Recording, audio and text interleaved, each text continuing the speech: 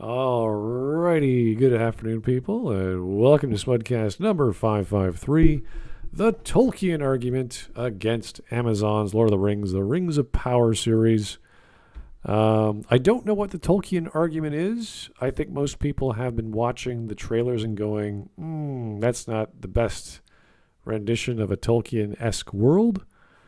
And there's a lot of expectations, and of course, this is one of the most popular book series / movie series that I know of, and then there's going to be all kinds of eyes on it, so they're going to be very, very nitpicky on the way things look and why and how, as well as the comments from the creators. As we've heard, they're not exactly up to par in comparison to people like Peter Jackson or other authors and creators that have adapted Tolkien's work to the screen, or any screen for that matter.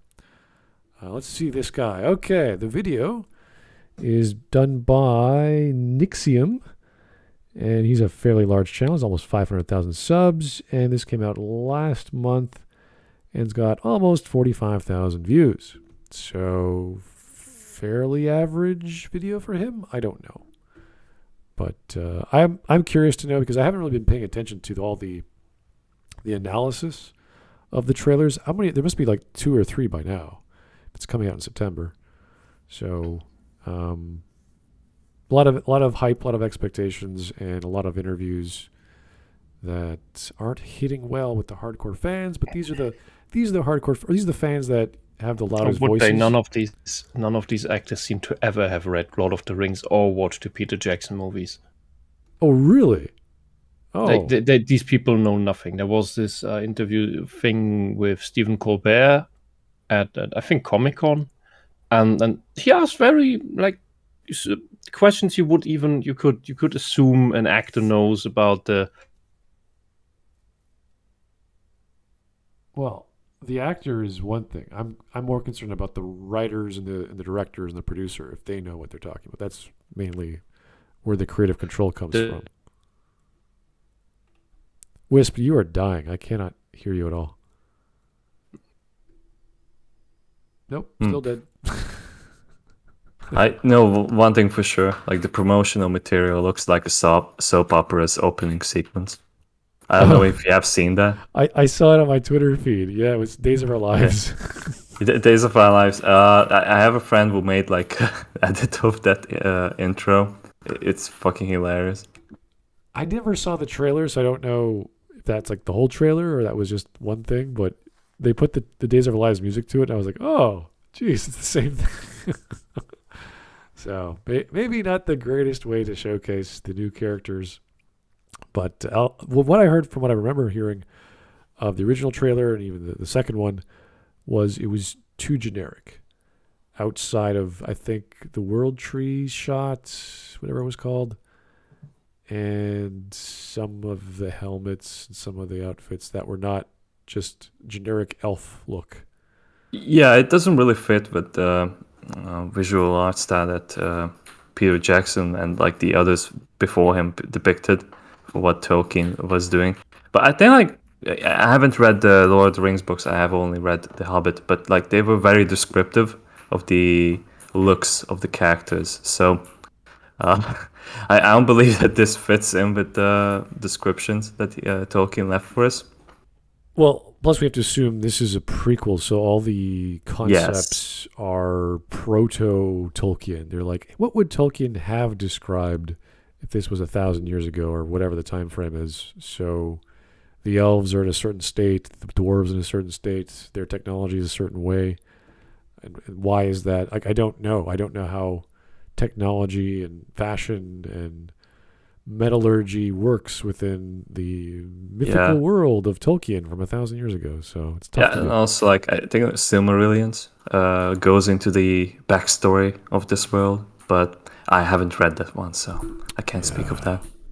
I did touch on the Silmarillion when I was younger. I don't remember it. It wasn't that memorable to me. Yeah, as I heard, it's like more like a history book than a novel. Yeah.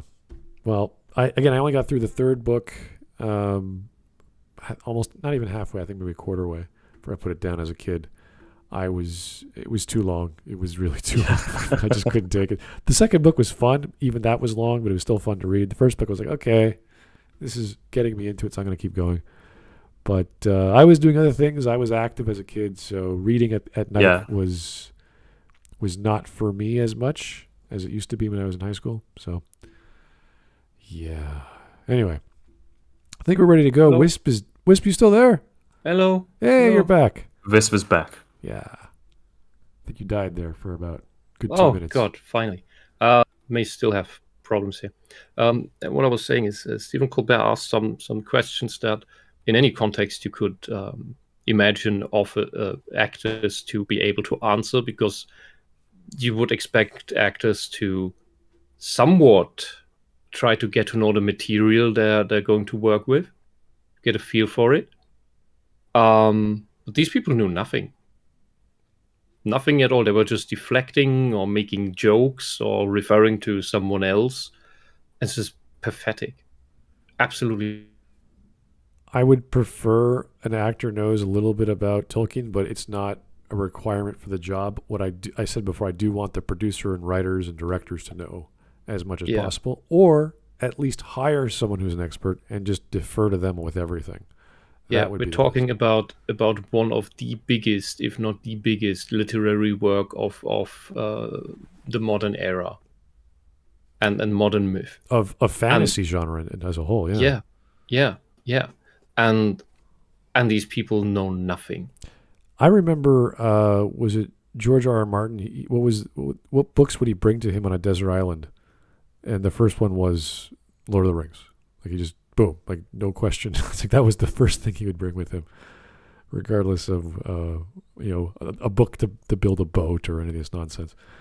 So yeah, and my browser's dying again. Yay! Yes, it worked all week. Got to get you a different browser there.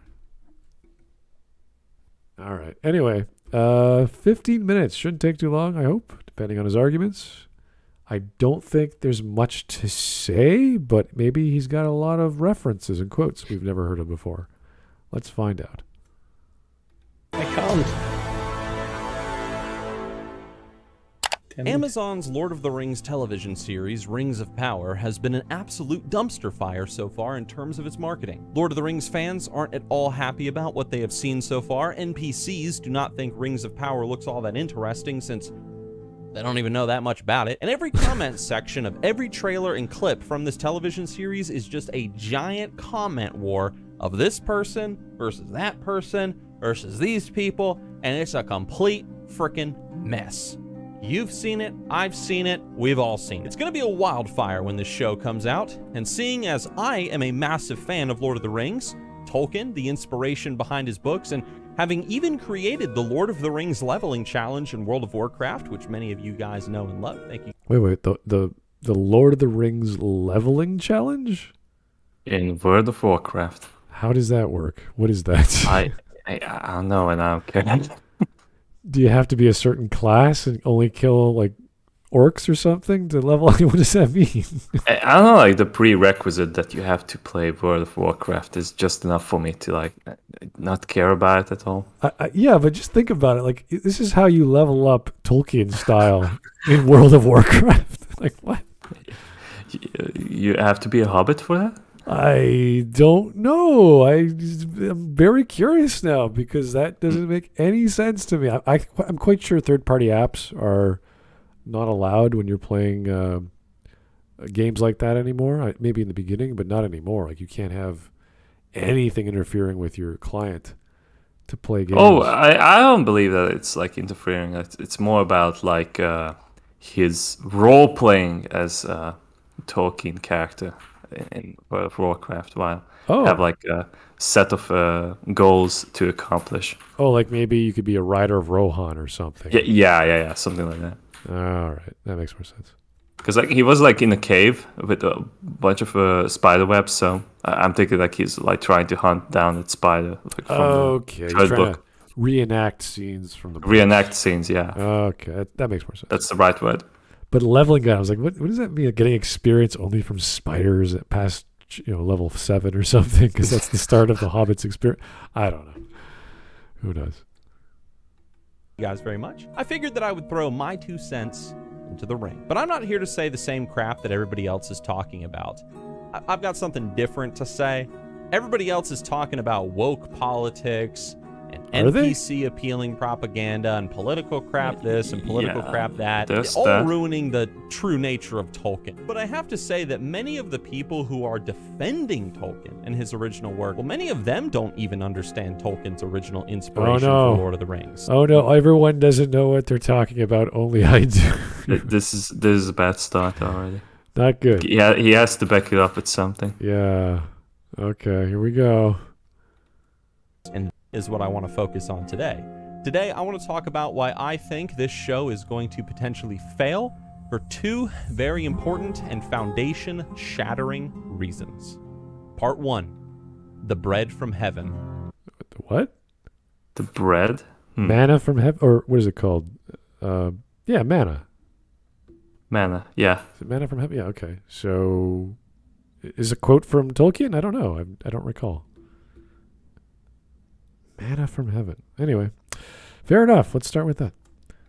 In Tolkien's own words, The Lord of the Rings is a Catholic-inspired piece of literature. In fact, Lord of the Rings and Tolkien's entire universe is considered a masterpiece of Catholic writing and is considered must-reads, even being used in churches to teach themes and complex ideas to Catholic minds all around the world. Concepts like divine law versus natural law, concupiscence, the limitations of concupiscence. Wow, that's a very complex word to mean sexual lust, I believe. I think it is. I could be wrong. So Cupid, yeah, okay, it probably is. Limitations of man. All right. Were these the themes of Lord of the Rings? Not that I remember of. Yeah, it was like more like nature versus progress. Yeah, because like Tolkien really hated industrialization and like he wanted to write something about it. Yeah, I think like it's perfectly reflecting in like when you see the hobbits and then you see like what Saruman has made of the ant forest. What was it called? I can't remember. It's great. Right. Yeah, like industrialization, that was like his big beef because like it's turning mankind into these machines of war. Although I think like he himself has said that like it's not inspired by his World War I experiences as a soldier. Yeah, and I'm a little turned off by, not turned off, but I'm a little hesitant because he's divine law, so he's going to refer to something religious. Natural law is like, eye for an eye, whatever sort of stuff. And then there's like ethics and rules and the laws of man, and we have communities, etc. I'm trying to think of that in Tolkien. Maybe it's there, but there's a lot of arguments about what's the right thing to do and what should the men do, Minas Tirith, and when should they get involved and how do they fight the war. I don't think there was divine law, though, at all. Very, very interesting where he's going to go with this. And limitations of man, that could mean many things. So maybe the conscience and willpower of Frodo and the other men that were tempted by the Rings of Power. I don't know. Could be a few things. But I don't think there's sex in Tolkien's work, at least not the Lord of the Rings.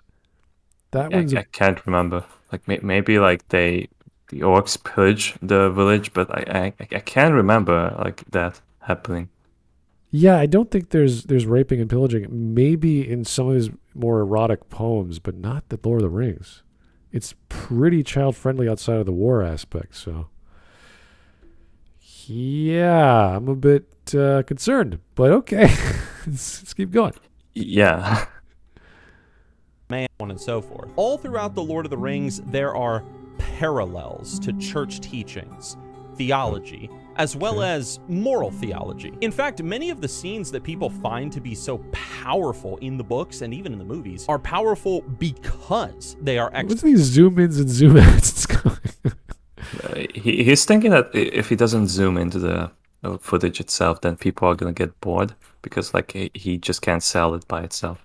which is like kind of like he's trying to compensate for something that he doesn't have. Usually when I see that, it's because of comedy. There's a comedy. Like this was really unfitting because like he's talking about something serious, like something like religious. This is just like not really playing it off. Yeah, and if he's going to do the religious argument, he has to then quote and reference not only Tolkien, but the thing that Tolkien was influenced by to show a parallel, or else we're like, it's good that Tolkien was influenced by like World War II and all this other stuff, but if there's not a connection, if you can't connect A to B, I'm like, I don't care if he was influenced by God or Jesus or Judeo-Christian mythology. It doesn't really matter unless you show me that relationship.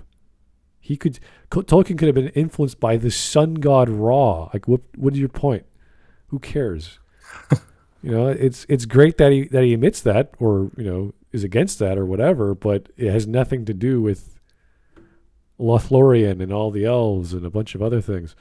So it's good. Like, it's good that we have references. It's the same thing when I was doing research with George Lucas when he was talking about just about everything. Like when he was making Chewbacca, like his dog's name was Indiana, and I'm like, oh, that's kind of cool. But Chewbacca's not Indiana. Chewbacca's not his best friend. He's just an idea he had, and then he went about trying to make that sound and look good. Yeah. It's not like, well, this is clearly my pet dog, Indiana. It's like, no, it's not. Anyway. He worked through that idea so it's unrecognizable almost, unless you know the reference. Right. Okay, anyway, we got some super chats. Sorry about that. Turmoil, it's one of those self-challenges in WoW for fun. Okay. That's cool. I never drew the connection between Lord of the Rings and WoW, though. So maybe when the game loses anything interesting to do for you, you start coming up with shit for yourself. You play other games outside the game. Oh, that's cool. Okay. No, you just make something up that you play in the game, which is something that people with creativity actually do. Sounds like you're a kid and you're 4 years old and you're at the playground and you're inventing a game to play with your friends while playing another game, which is boring. It's like, let's make this game more fun. It's like, or any fun. Okay. I mean, that's basically what role playing is. Oh, all right. Fair enough. Western Howler, hello. Hey, how's it going? Turmoil again. Nixium does the camera thing in all of his videos. Oh, he just zooms into his face and then zooms out while he's having a normal quote or reference. All right. I guess that's something you can do. Anyway, let's keep going. Explorations of Catholic philosophy. A good example of this could be the character of Boromir, who for many people, that's their favorite character. And it's my favorite character too, so, got to talk about Boromir, right? Boromir is a proud defender of Gondor, someone who believes in the strength of his people, but like all men, Boromir possesses concupiscence. Now, for those that don't know what that word means in a Catholic context, concupiscence is essentially mankind's almost instinctual, like leaning towards evil and not doing the will of God. I'm quite sure it's sexual in nature. What is he talking about? Let me just look up that word. Concupiscence. All right. All right. Strong sexual desire, lust. Yeah, but in a religious sense. Yeah, I don't know. Saint Anthony's bell with concupiscence. Oh, okay. I take that back. Oh. If you're talking about Saint Anthony, then you can't.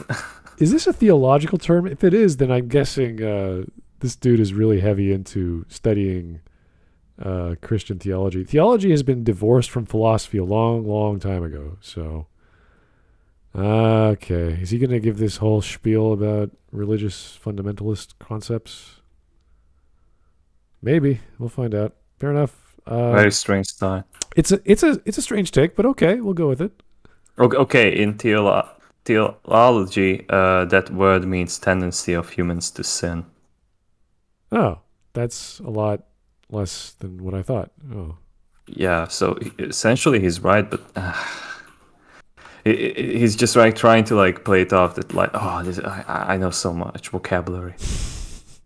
He has to show off his education sometimes. Yeah, I know. I mean, like, I can't blame him, but come on. I don't think maybe Tolkien might have referred to something theological that was based off the human desires, and he's just using his knowledge of religion to throw that in there. I'm going to have to try to give him that, but it sounds a bit far-fetched. Like, I do know that like Tolkien used to be like a really big like Christian, like Roman Catholic, not into Christianity, because like he quit the Anglican Church, and he went to full Catholicism. Okay. But like I don't think like that's like the only influence here. Oh, wow. Yeah, I don't want to just refer to Tolkien on everything. It's well, he was influenced by World War II when he wrote that. It's like that's fair, but if we're getting nitty gritty, we have to show the connection. We can't just say in general he was religious, therefore concupiscence. Okay. Yeah. Especially when you have like a book like The Hobbit.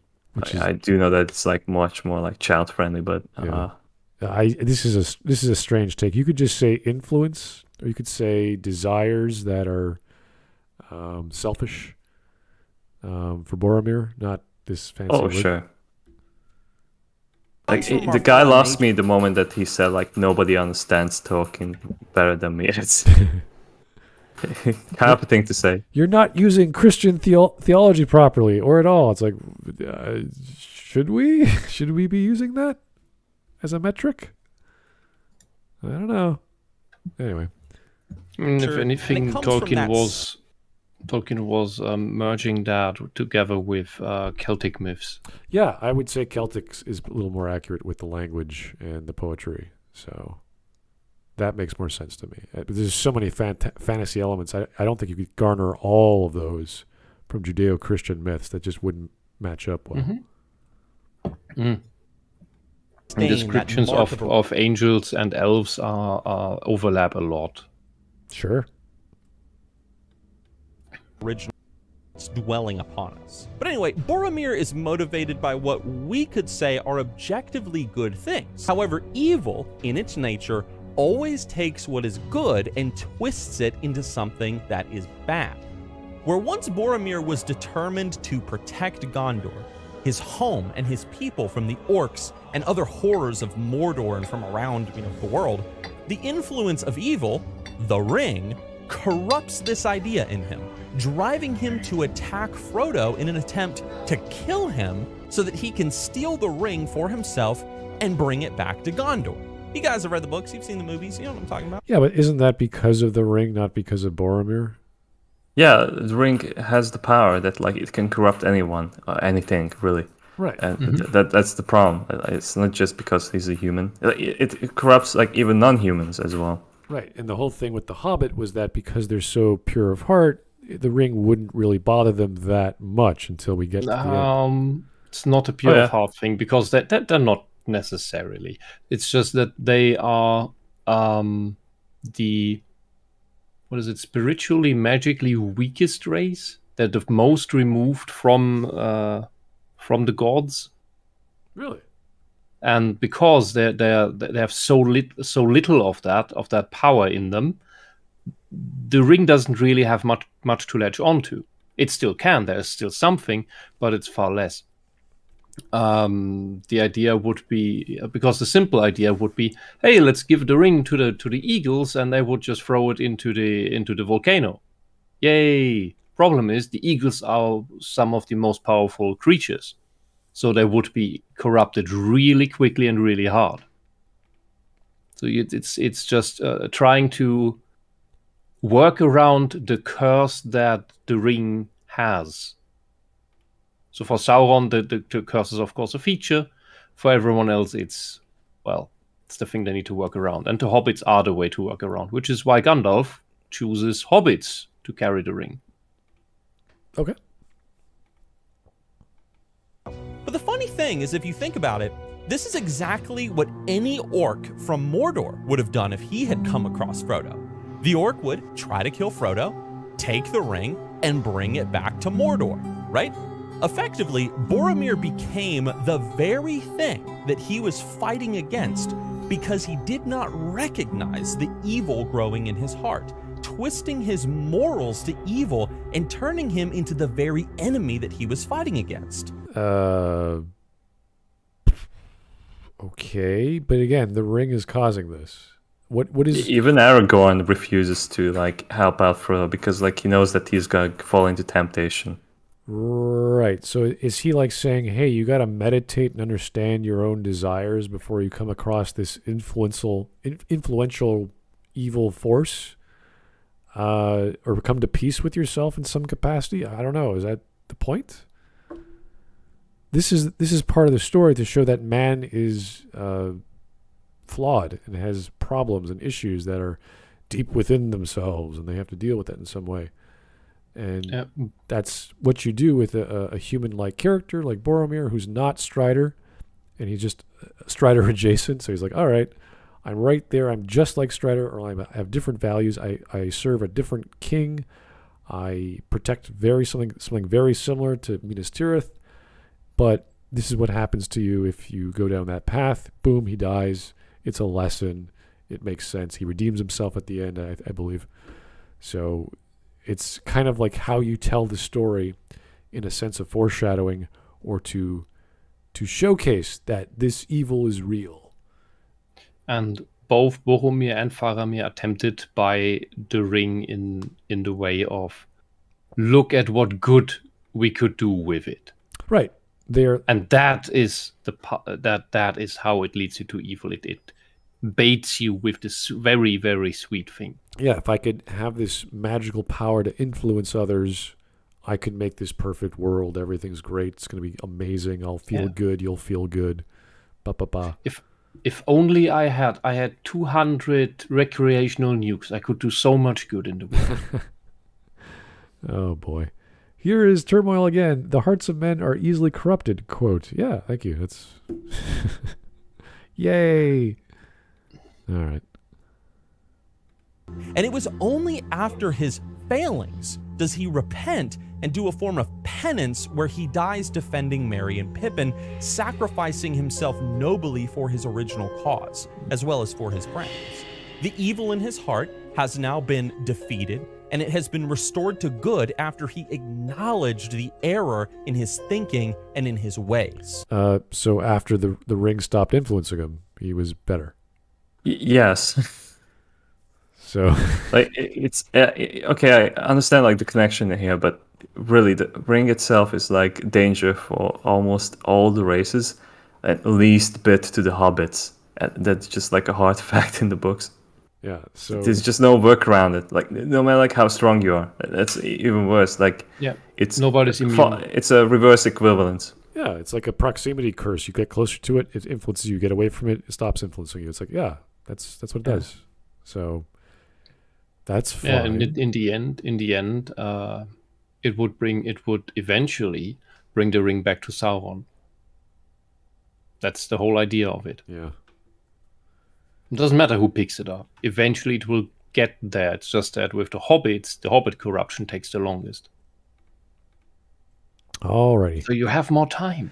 Yeah. So his understanding of what happened is not wrong, but he's missing a key part of why it happened. Tolkien was an Orthodox Catholic, and so it's no surprise then, like, what he's going for here with his theme. Wait, slow down. How did you come to that conclusion, sir? Also, he wasn't an Orthodox Catholic. That's a Roman Catholic. That's not an Orthodox. Orthodox is Greek Catholic. Yeah, or Byzantine. I thought like this is a religion expert, not a... No one would make that mistake. Let's assume he was an Orthodox Catholic. How does that mean anything to writing Boromir? Nothing. Because Orthodox Catholic, therefore Boromir. It's like, no.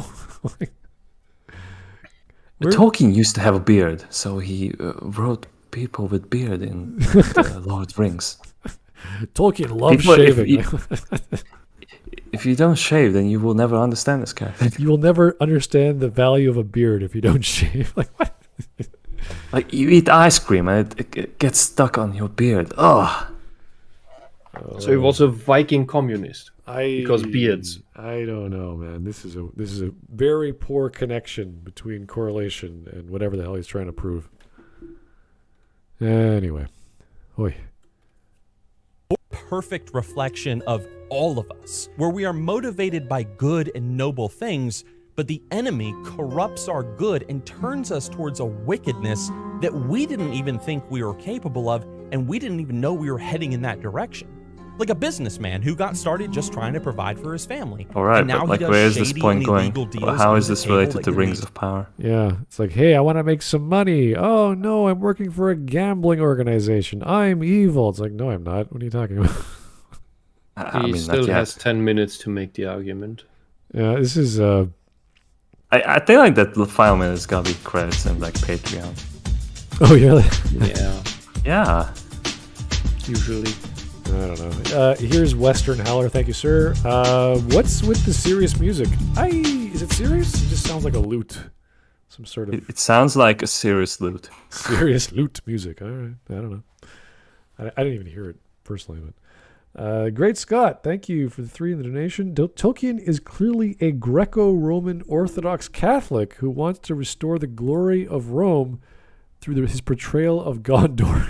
Oh. How could we have missed this? I gotta go consult my Roman experts, my scholars, to see if that's true. I have to go ask them right now. I'm gonna ask Matthias what he thinks Wasn't- about this Roman shit. Wasn't there a paper that claimed that Gondor depicts white supremacy and the orcs in the east are the black proletariat that Yeah. are But exploited? wait. But Boromir is trying to turn into an orc because like he's just as evil as an orc. So does that mean that he's turning black? That means he's transracial. That's what Yes, happens transracial. when the patriarchy is involved. They turn into an orc. That's how this works. Oh my god. Anyway, jeez, where did all this ideology come from? I'm kind of confused. I'm so fucking lost. Ask 300 years ago. It just keeps mutating. Guys, we're not trying to bash this guy, but it doesn't matter if he's talking about religion and he believes it, or if he's talking about left-leaning ideology and he really believes it, or he thinks he's good, and everyone else doesn't know this. It sounds bizarre because it is. It doesn't matter what he's talking about. You can't just default ideology, therefore truth, or cause, or correlation. It doesn't connect properly. I'm still like, you know what? Maybe Tolkien just really wanted to tell a cool story for his kids. And he had fun ideas. Maybe that's all it was. And he was really smart at language or languages. Yeah, and he doesn't like you posing your fan fiction, your slash fic as the real deal.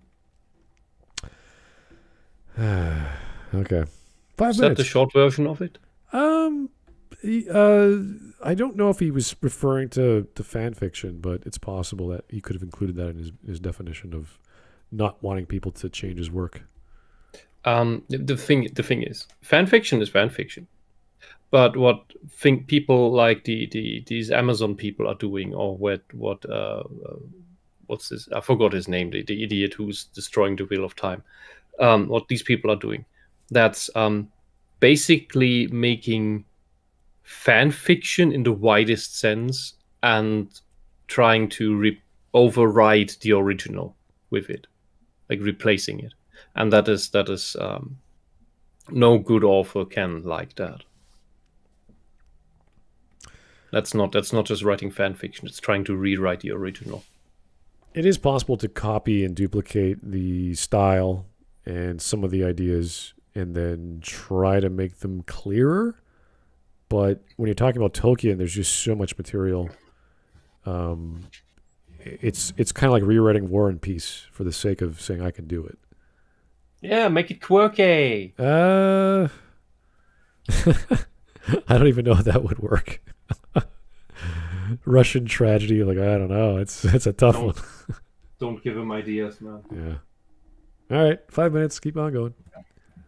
To the heart. Or a kid who was once really passionate about writing and he really wanted to make some inspirational books, but now he's just filling his writings, novels with propaganda and smut and pornographic nonsense. Wait, slow down there, buddy. What if the kid wanted to write propaganda or Harlequin romances or whatever? What's wrong with that? How did we get here? I missed the transition. Well, he's saying a kid had morals and like standards. He wanted to write inspirational work, like fiction, I guess, but he ended up not doing that, and then instead making porn or Harlequin romance. Like, there's nothing wrong with writing Harlequin romance. There's an audience for it. It's a job. You can make a living doing that if you're good, of course. So, why is that bad? He wants to appeal to a bigger audience for the sake of money rather than telling a good story. There is a Boromir in each and every single person, as well as a need to repent of our faith. Well, look, writing propaganda is not necessarily increasing your audience. How is it's usually just preaching to a little crowd? But I get what he's trying to say. How is Boromir in each and every one of us when it was a third-party influence that literally changed how he thinks and then goes away? What he means is just that everybody can be corrupted by wanting to do good with an evil thing. That's why you shouldn't give guns to everyone, because then they might kill someone and think it good. That's why we have licenses and testing, yeah. At least in Canada. I don't know about the rest of the world, but you could do it like Germany and not have any at all, and then the government tyrannizes you and you can't do anything about it. I like, I don't like, but I appreciate Japan's view of guns. You can own a gun. It just takes like 8 months, and you have a yearly review. It's like this crazy standard that you have to hit, which is cool. That means very few people have guns. At the same time, very few people have guns, so good people with guns are very rare. Unfortunately. At the same time, you have martial arts and PE, so everybody knows how to fight and how to take a hit. That also makes you a bit more polite towards each other. Yeah, a culture that invented various kinds of martial arts is very polite to each other in general. But I think Japan's manners, as a culture is a little more evolved than a lot of the rest of the world. They are very, very sensitive to these things. Anyway. Oh, and Space Junk says something good in the chat. It says, the ring did not change how Boromir thinks. That's kind of the whole deal of how the ring works and why it's so sinister. It just amplifies what's already there. Yeah, it's like alcohol. It just let's go of your inhibitions. I'm gonna go crazy. It's like, okay. That's what you got inside you, I guess. But as soon as it goes away, he's fine. I can't do this anymore. I got to go save my friends. Okay. Yeah, and Scott, that works the other way. The causality works the other way around. The armed society is a polite society, not the other way around. Right. Like, look at the Canadians. Do I have to? They're polite, but they're not armed. Some of us are, technically. Some of us with leaves. It takes a while, and it's a big frickin' shotgun or long rifle, as opposed to a handgun. But yeah, but Justin wants to take all the guns. We don't talk about him anymore. We try not to have a polite conversation when he's a topic. See, that's the problem. When you just look away and let the bully do his shit in the corner, he's just gonna do more shit. Well, we have enough film evidence of him getting off of planes without masks. And going on private jets, and it's just like, okay, yeah. Does he care that you have that? No, he doesn't give a shit. Then what's the point? He tells us we should all have masks and all get shots and all get boosted and work from home and all this other crap. And you're like, okay, thanks. Forever and ever. Anyway. You're going to re-elect him, aren't you? We probably are, unfortunately, yeah. See, I told you it doesn't work. We'll see. It's gonna be a long 3 years for sure. But he's got 3 ethics violations. He's kicked out at least 5 or 6 women. Two of them are men who resigned. There's all this stuff happening on the federal level. But did he say he's sorry? Many times, but not about the things that we care about. So. I think he groped a girl a few years ago. He said he's sorry about that. While he was in office? It was like a few years ago. He apologized for something like that. He apologizes for lots of things, but they're all stupid. It's like, we don't care. Like, we don't care what you did, with some girl, whatever, when you were young. Like, that doesn't. We care that you take private trips on taxpayer dollar. We care about all these scandals and all this money being spent and wasting it on like, of course, every government wastes money, but he's like open about it. It's just like, dude, that's our money. What are you doing? The same thing his father did on the island. Oh, God. Which island? Cuba? Yes. So anyway, the Tolkien argument. Tolkien. Yeah, Tolkien's great. Let's keep going. Other fantasy worlds that I don't live in. And I say all of this as just one example in one part in one book. And I could say a lot more on this topic. Let me tell you what. I'm just keeping this kind of brief for the sake of the video, but as you can imagine, this is a pretty big subject. Now, the reason I'm saying you need a new haircut is because Tolkien's religious views, the teaching of Christ's church, moral theology, Catholic philosophy, and so on and so forth. Do I expect Amazon to honor this in any way, shape, or form? Of course not. How many Orthodox Catholic priests do you think that they got working on the Rings of Power set? Are you serious? Do you honestly think they're going to hire priests and like people from various religions and Judeo-Christian faith to how many priests were working on the Lord of the Rings trilogy? What? And Peter Jackson was doing that shit for the first time. My brain tilted. What did he say? Priests are going to work on the Rings of Power? I don't. Why would? Like, how would they? What would they do? What from when's this video? Would they? A few weeks ago, actually. Yeah. Would they be in the writers' room talking about moral theology of the Christian faith? Like, what would that do? You don't need that. Is he delusional? I'm is this confused. something, or is this what he would wish to happen? Well, okay. Let's assume that he gets his way and they hire a rabbi, they hire a Catholic bishop or some, I don't know, some guy who knows what the hell he's talking about. Maybe a theologian, maybe just a researcher. I don't care. They hire some expert. They sit in the writer's room. They go, okay, what characters can we use that are based off some myth from Judeo-Christian theology, like Noah's Ark or something? I don't know. And they're going to invent a character from that? Like, is that what he wants? Like, just some direct causation between some mythical character? Is that good? Like, what is the point of that? Is that going to be like a plot point? Is that going to be like a focus of a narrative? Like, what are you doing, buddy? Why would you do that? A creation story myth? You want to do original sin? Like, what's the thing? What's the goal here? Like, give us something to work on. Why you would hire a priest to consult with? That's an odd take from expecting Amazon to spend money on a priest, but okay. Look, offering guidance. How many do you think? I'm going to tell you right now. Zero. How many actors do you think were schooled on anything like the communion of saints, the institution of the sacrament of communion, and so on and so forth? I don't think they wasted 1 second on any of them. That is literally important to the actors. To the actors, it's important that they read The Lord of the Rings. Can you imagine, like, going to, I don't know, a con where, the movie's made and they interview the director and, hey, did you have any like consultants with Judeo-Christian rabbis, or did you what do you think of Jesus' resurrection? I don't know, it's nothing to do with making a movie. What do you think?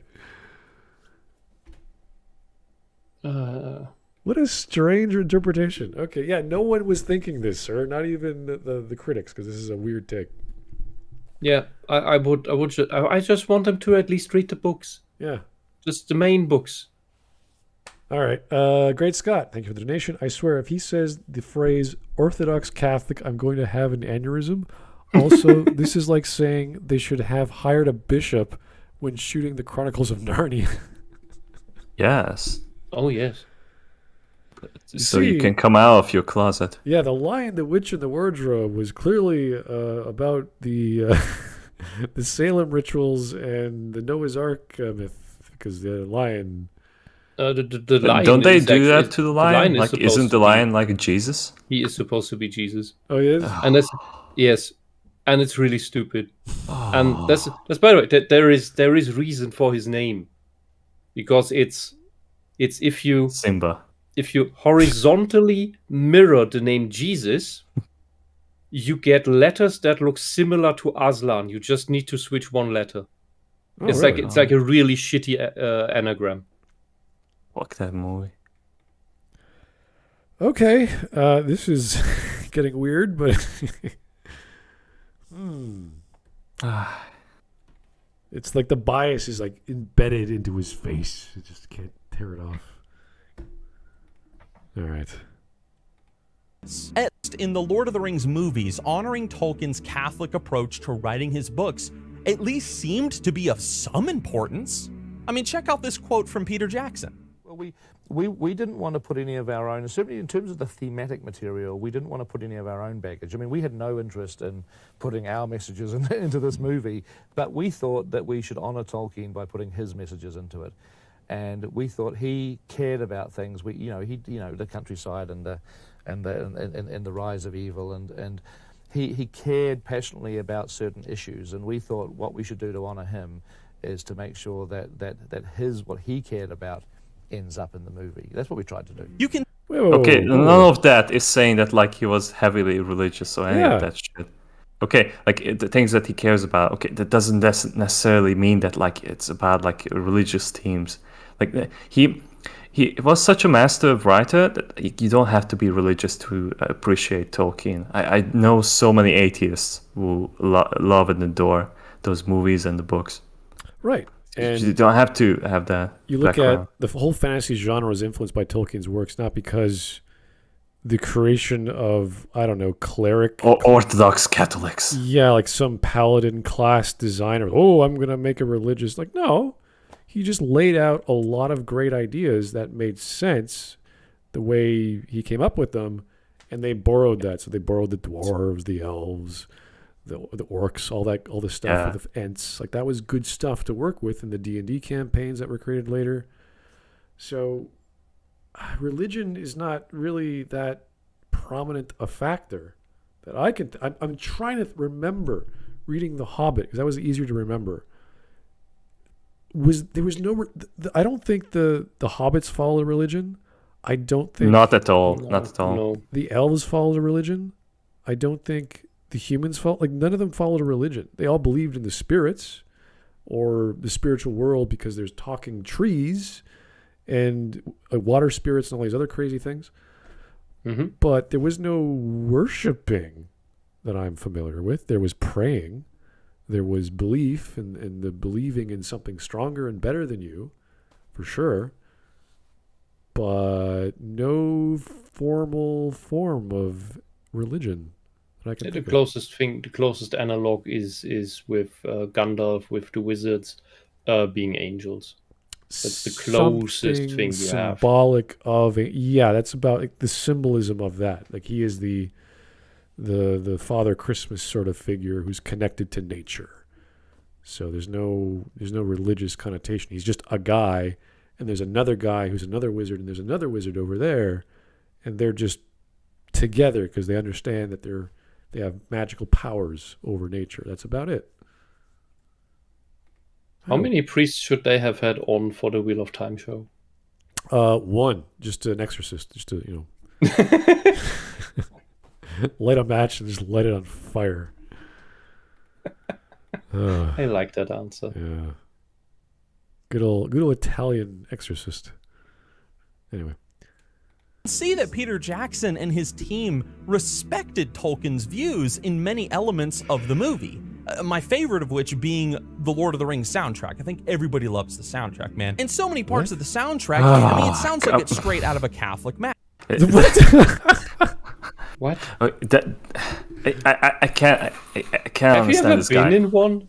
How are you talking about that they respected his views and then instantly changed the topic to like, I really love the soundtrack? Did Tolkien really like choir or like Greek lyrics or Latin lyrics? Maybe. I don't know. Were they religious Latin lyrics? There are lots of Latin songs that are religious. It's at Byzantine. I know because I went to Byzantine Ukrainian Orthodox Church when I was growing up. So there was Ukrainian, there was English, and then there was Latin songs. So it's like, okay, maybe. Can you give us one that he really liked? Our chores music. Yeah, like, can you imagine? Oh, well, I love the music from the movies. It's like, that has what to do with Judeo-Christian beliefs, sir? What are you talking about? Maybe he's going to show us. Let's find out. Is this a parody? No, he's serious. Yes, it's enchant, dude. Like, just listen. No, it's not. Do you know what Gregorian chant is? It's maybe closer to female Celtic choir music, but not Gregorian. I actually have a few Gregorian CDs back in the day. I have in my other room, and they're kind of weird. There's some female ones. There's some male ones. They don't really sound like Lord of the Rings music. Lord of the Rings, like the working chants for doing chores. No. These are kind of weird. Some of them are kind of creepy, actually. They're really like, they don't sound like you would think of music with like a choir music, like when you go to like choir practice and there's, the actual hymnals. It's not like that. It's very like almost borderline experimental. They're very strange. There's some which are normal and there's some which are really experimental. So, and those are female choirs and male choirs as well. So, okay. And I just thought of that because I once knew a chant that washwomen were doing, like for the repetitive motions. So they were singing to it. Yeah. It's like if you can find it, it's a nice little folk band called Mervent, Mervent. I don't know if they still do stuff, but they did some nice music. I remember I bought the soundtrack to Tenchi Muyo in Love, which was the movie, which was done by Christopher Frank, who's the guy who did Babylon 5, and it came with the free CD, and I picked it up, and the CD was called Canticles of Ecstasy, which I believe is a German-style choir or something like that. And this is like, I don't know, 12th century, 14th century stuff. It is weird. Like, it sounds weird. I don't know if that's Greco-Roman or Gregorian. I don't know. But it is very unique. So I wouldn't even put it near anywhere church-related, but I wouldn't put it anywhere near a blockbuster-style long movie trilogy like Lord of the Rings. So... yeah, from the few times I've been in masses, this doesn't sound like Lord of the Rings. Doesn't sound like that at all. It's just female vocals, really. It's all it is. It's nothing special. It's nothing bad. It's nice music, but it's not like whenever Galadriel comes on the scene, it's like that's the music they play. The music, the soundtrack is great from Lord of the Rings. It's just nothing I associate with the church. Yeah. Listen to these two side by side.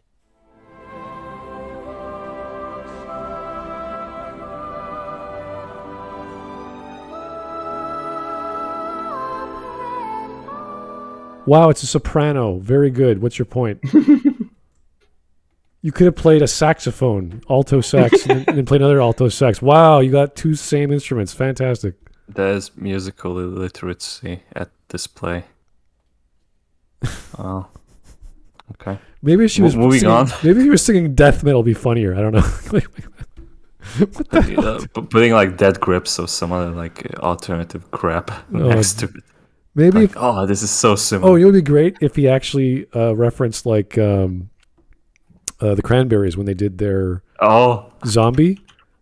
Zombie. Because Zombie was influenced by the bombing of the 93 bombing, the IRA bombing.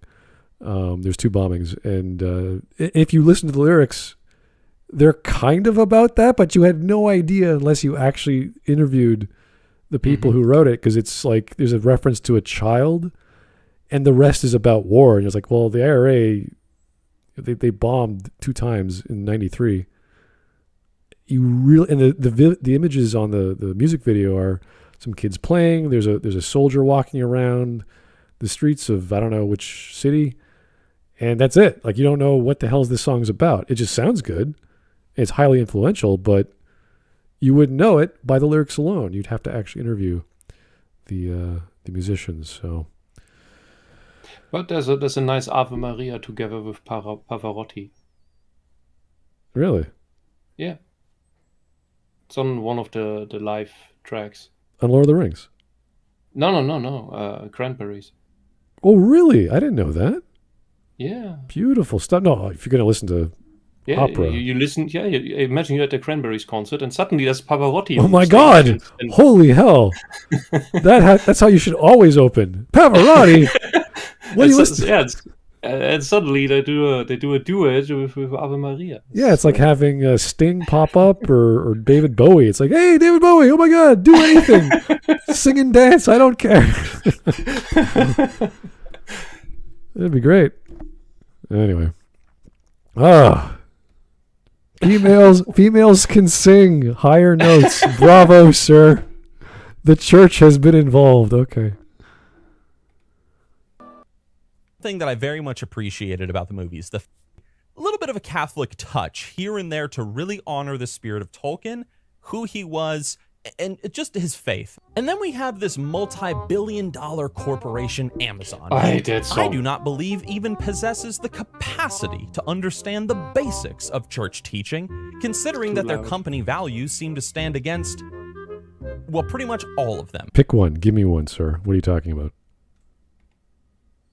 Are you saying a corporation based off giving people what they want through parcel service doesn't understand being nice to each other, or the golden rule, or don't covet your neighbor's wife, or like what are you talking about? I would ignore all of that. I think like the company is incapable of hiring people who can read the book itself and base a story around that. Instead, they just like have tidbits. I think the point of the hiring process is to hire only people who haven't read the books and don't intend to. I don't know. Like I don't expect like any of the actors to read the books. I would expect like the people who instruct the actors, like the director and like the writer of the show, to at least like be aware of like where the book was going for, so like they can instruct the actors to behave that way. But it's not some rare niche thing. It's the Lord of the Rings. Yeah, but like it's fucking unreadable for most people, including me. Like I enjoyed and read The Hobbit, but I just can't get over the books. Like Lord of the Rings is like a nightmare to read. And I'm reading Joseph Campbell's The Hero with 1,000 Faces. But hasn't it been translated into almost every language? Or is the Hungarian version so bad?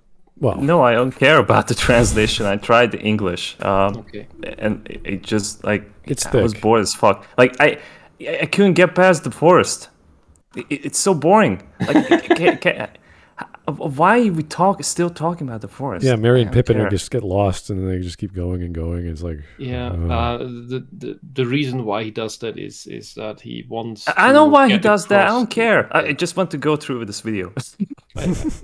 I understand. All things that people connect to in The Lord of the Rings, the fellowship between friends, the sacrifice, the love of one's home, the influence of evil, the workings of good, the silent magic that exists that penetrates all, the angelic, the demonic.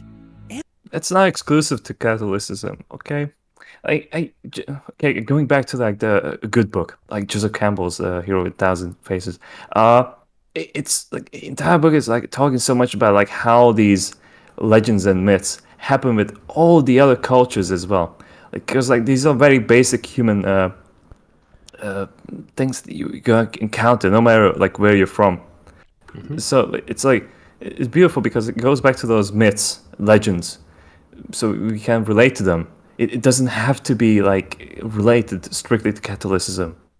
Right. You can't like come from the middle of the desert and you just go watch Lord of the Rings and you gotta enjoy it because like oh god, like it's like it could be me if this story was based around that, because I would go through the same like troubles as well to reach my goals. Right. And not only that, but a lot of the myths found in the Old Testament, for example, like, I don't know, the flood myth. There's a flood myth in so many cultures.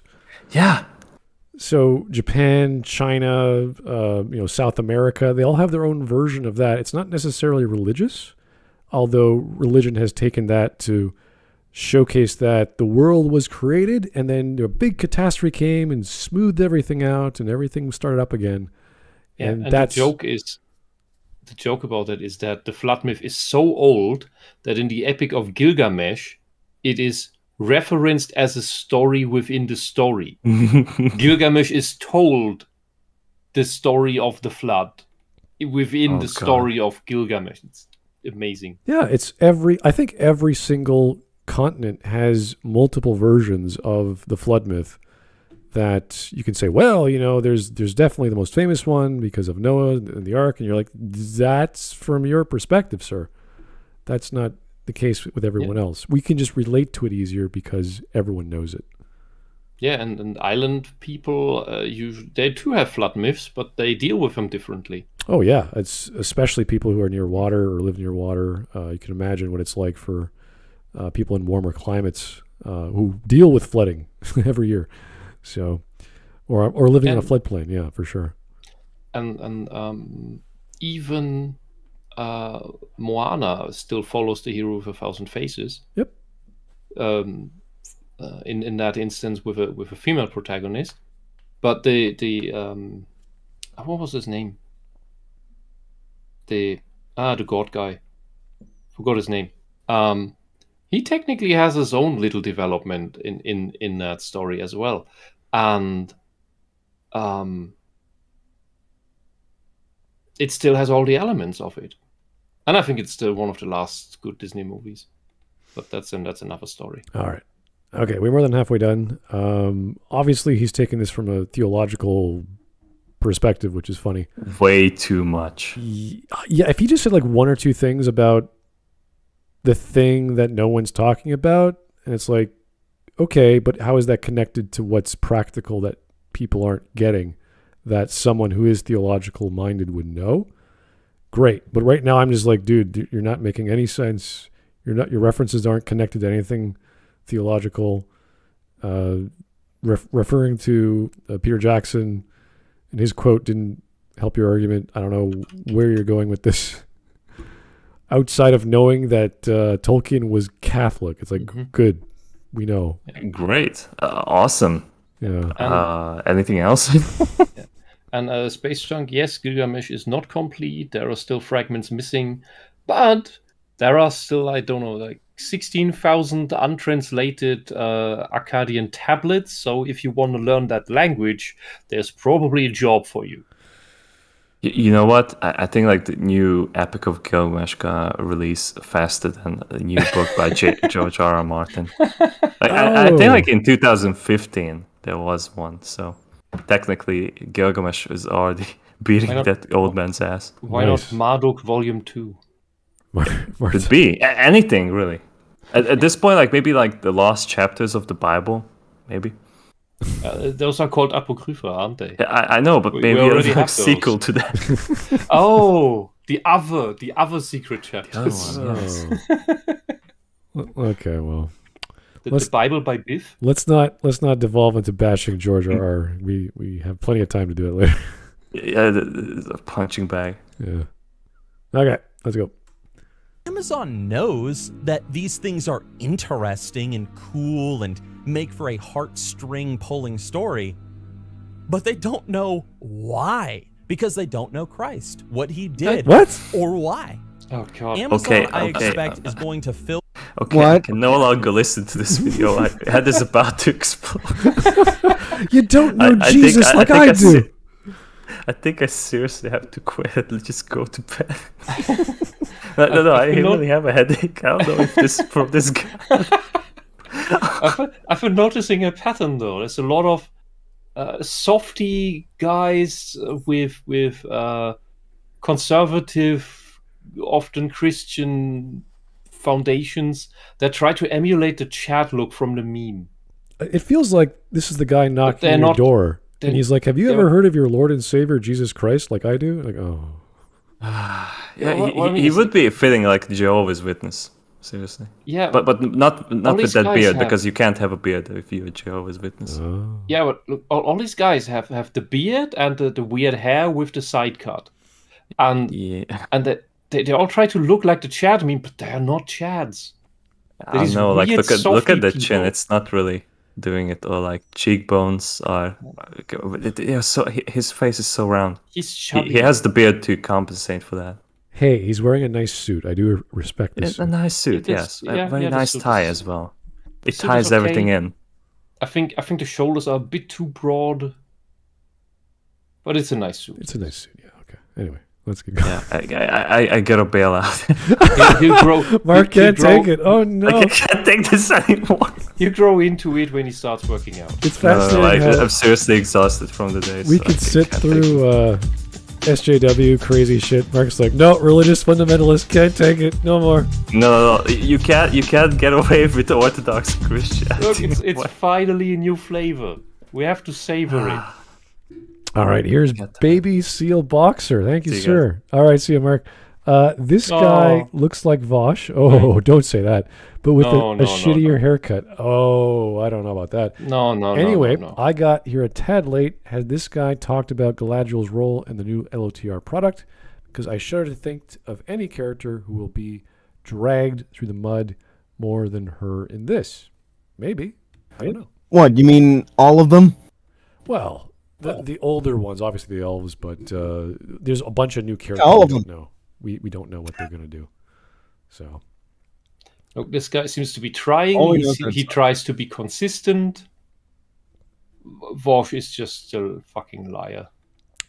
don't even... He's on a Vosh, whole Vosh other... is just a loony. I think this is an insult to this guy. Yeah, guys, don't compare him to Vosh. Honestly, no one is Vosh. No one will ever be Vosh, and that's a good thing. So Yeah, Vosh is a loony. Delicious one. I've covered him years ago. I don't want to ever cover him again. He's not worth your time. It's not safe. It's not good for your kids. It's not good for you. He is blacklisted, right? We never needed to, I think. I did it with LitDev a few times. And that was enough. That we're done. We're good. Yeah. So. Yeah. If you You want might to as- torture yourself, there's a 4-parter, I think. Nah, you might as On your well channel. blacklist him then. Oh, I won't even. If anyone posted, I'll be No. like, get out. What Just get out of the channel. No, he is blacklisted. Yeah. Anyway, let's deal with this religious zeal for writing or something. I don't know what he's talking about anymore. I just reminded myself that Xander Hall was the first blacklist. Oh yeah, that was a given. Yeah. But I actually went back and watched a little bit of that. He was being a complete fucking idiot. Yeah. It was kind of sad when we brought on him and what's his face from And Jeremy from and Keystone. Jeremy, and it Yeah. was just like, oh no, can this ever stop, please? Just anyway, let's continue. Continue with this TV idiot. series with a ton of garbage, rooted in the heresy of modernism and humanistic ideas that have no place in Tolkien's Lord of the Rings. Instead of Humanistic? What? What's wrong with you? Okay, well, that's your interpretation, sir. I'm not going to belittle your ideas. That's let's just keep going. That was a whole lot of stuff. making beautiful references, for example, to Our Lady, Queen of Heaven, and showing just Wait, what? Our Lady Queen of Heaven? What is he talking about? What? Who's the Queen of Heaven? God's wife? I don't recall in my... What do you mean a What? queen? What religion are we in now? Yeah, I don't... When I was doing catechism class, and okay, guys, I was an altar boy for 6.5 years when I was growing up. All the rites, you have to practice and discipline yourself. There is a cataclysm class? I don't recall a Queen of Heaven in anything at all. Seriously, there is a cataclysm class? Catechism, yeah. Not Oh, cataclysm, catechism. catechism. Catechism. Yeah. Okay. I thought I understood cataclysm. Oh, that would be awesome. Holy shit. I demand you learn doomsday spells. Yeah, that would be something. Can you cast magic missile? No, I only know Armageddon spells. I must pray to the Queen of Heaven to get my magic missile, yeah. Oh, God. All right. Great Scott. Hey, how's it going? You guys just aren't Greco-Roman Orthodox Catholic enough, nor praising Allah in his right way to understand Tolkien, this guy. Knowing history, I'll never let him live down calling them Orthodox Catholics. Jeez. You know, if you manage to run around the Kaaba in the opposite direction 3 times, you get magic powers. Yeah, well. Queen That's of why Heaven. they'll shoot you if you try. I know they refer to Jesus as the king, but that's in like a symbolic sense, not that he's, a lord of someone or people. And What that's is- as far as what is and that's God as far then? as it goes. What is God then? The Kaiser? Well, there's 3 gods, right? So it's kind of like the 3-headed Shiva, this, Yeah, it is a similar trinity. yeah. Although the Hindu trinity makes more sense. Well, yeah, but I'm just saying, there's a god. Is it a triumvirate? Do they take days off? What does the queen do? Is there a prince? I don't get it. Anyway, the Queen of Heaven is Galadriel, apparently. I don't know. Who is the Vizier of Heaven? The Chancellor.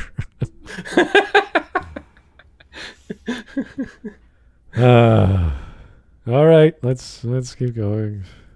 Just how her presence alone inspires awe and wonder in the hearts of even the most serious of men. They're probably just going to turn a character like Galadriel into some badass warrior that nobody cares for, instead of focusing on creating a story that examines the relationship between each and every person, their relationship to their own fallen nature, and their determination to do good in the face of great evil. Amazon will instead focus on just another sex scene, I wager. Wait, what? Why would there be sex? They did announce that they wanted to put sex scenes into it. Really? Into Tolkien? Holy hell. I mean... Yeah, that was years ago already. When they announced the show, they said, I want to make it more mature, and that means sex scenes. Oh, that's not going to fly. It's Hollywood. They can't make any shows without sex scenes. It's impossible. Tolkien wrote stories for his kids. I don't think he wanted to have like romantic interludes between the elves and the dwarves or whatever. Yeah, he's not George R. R. Martin. That is true, but he did have erotic poetry in his works, but not in the Hobbit, not in the Lord of the Rings, because those were not for them. Those were not for adults. Those were for kids. All right. Hopefully his prognostication's wrong, and I hope it makes sense. It shouldn't be wrong, or should be wrong, because it's Tolkien. He wrote it for his kids, but you never know. As I am not expecting Amazon to honor this element of Lord of the Rings at all. And they're not going to honor anything. Will tell you that a person's spirituality determines his entire experience within his life. There's nothing to do with Catholics. It's just if you want to make a timeless piece, you can't just cram sex scenes into them. How does I really don't think everyone believes their spirituality is their core belief in their life. I really. This is like when the rainbow people make their sexuality the core of their life. Oh yeah, it's the same idea. Like you have nothing else about you. Your identity is all you are. No personality, no interest, skills, anything that really make you you. I wonder if other Catholics think, yes, I'm all about my spirituality. It's like, really? That's all you are? That's all you believe in? It's just everything else is irrelevant. Technically? How about Taco Tuesdays? That's pretty cool. Don't you like going out, having fun, eating well? No, it's all about the spiritual world that you believe in. I mean, okay, but I understand spirituality as a support in your life and self-definition, in your being. But I don't even. As the primary thing, it always just feels like an escapism. Yeah, I don't even think what are those guys? The Swamis, the wise men of the East, the Indian wise men. They don't Sufi. The Sufis, yeah, they're really they pretty much their entire existence is to be knowledgeable of nature and the world and what it means to be alive, and they would even say that. They would say that's part of you. This is you are bigger than just a person. You're more than just a thing. There is many facets to your being, and to say the spiritual is all of it is no, that's wrong. Yeah, but that's the mystics of all religions. There's a joke about if you lock in the people of all religions in a room, like one of any, and you leave them in there for a day, and you check the next day, they'll probably all be dead, or the last two are in the midst of dying after they try to kill each other. For they all insisted that they have the one truth and everybody else is just wrong and they're heretic. Another room, you lock in all the mystics of all the religion.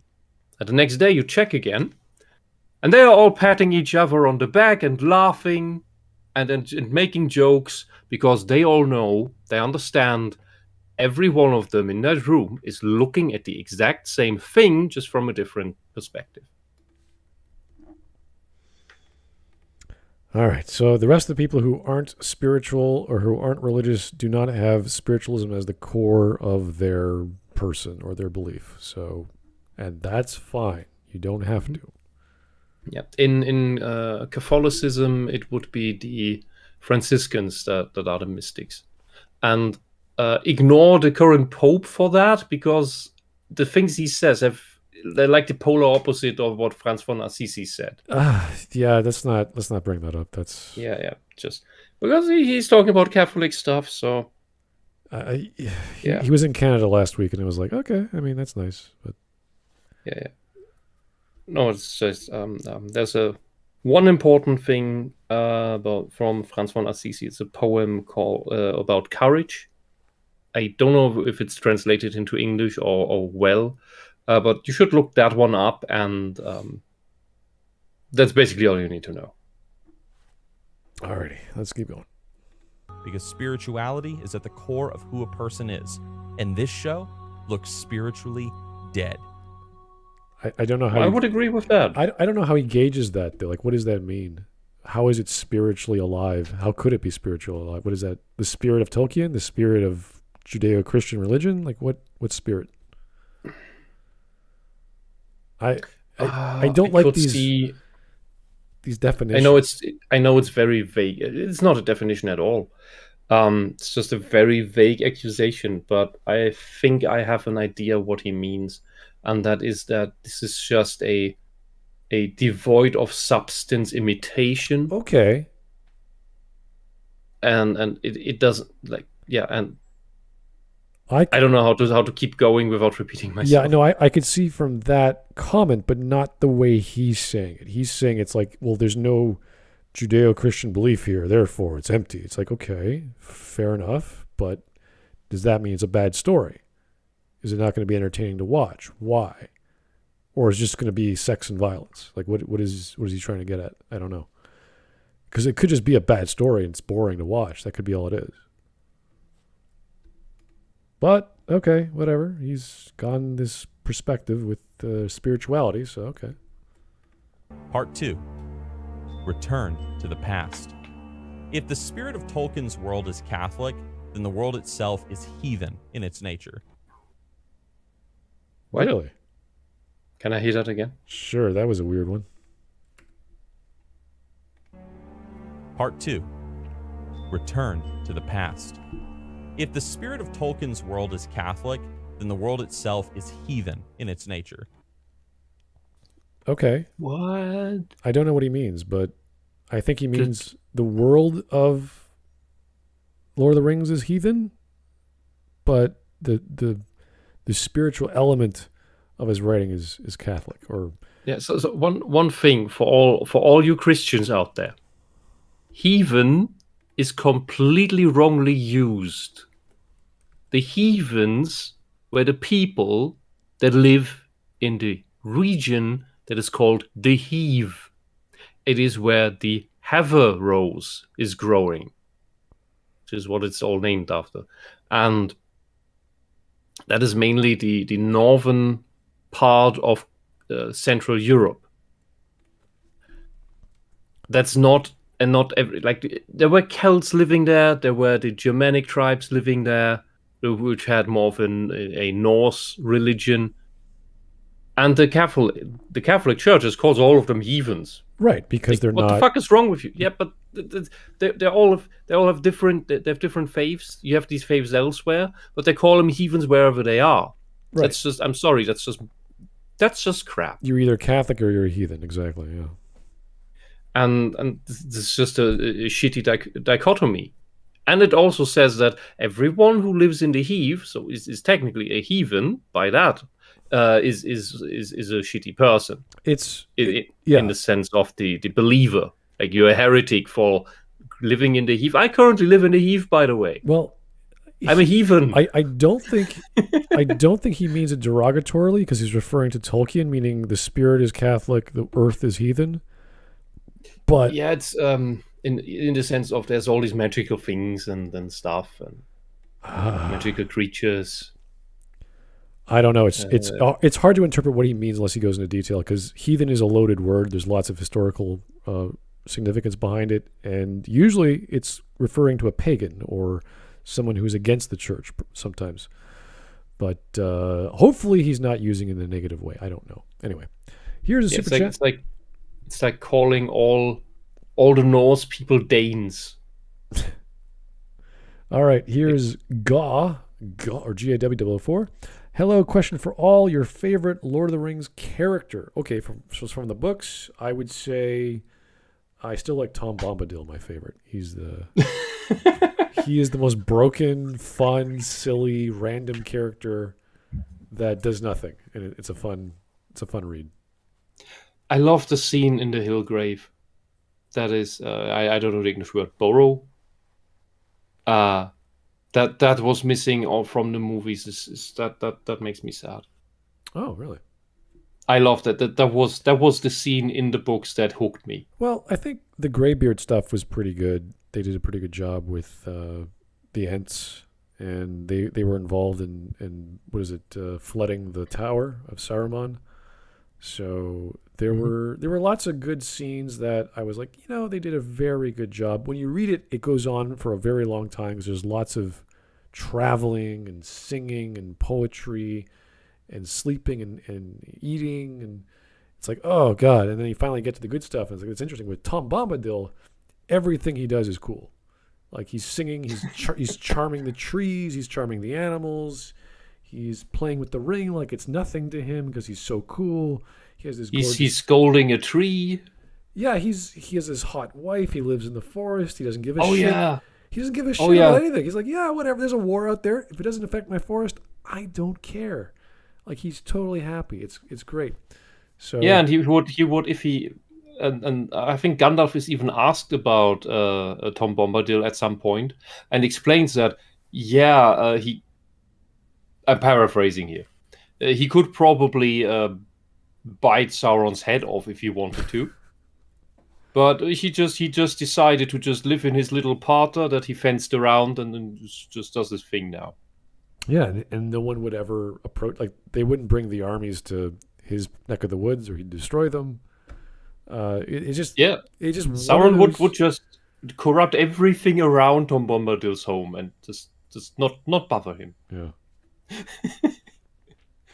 Yeah, his wife is super awesome, and she's got a ring too. Yeah, she's also immortal. Like, they're all just super powerful creatures that are just like Gandalf times 10. They're just so powerful and happy, and they're basically great.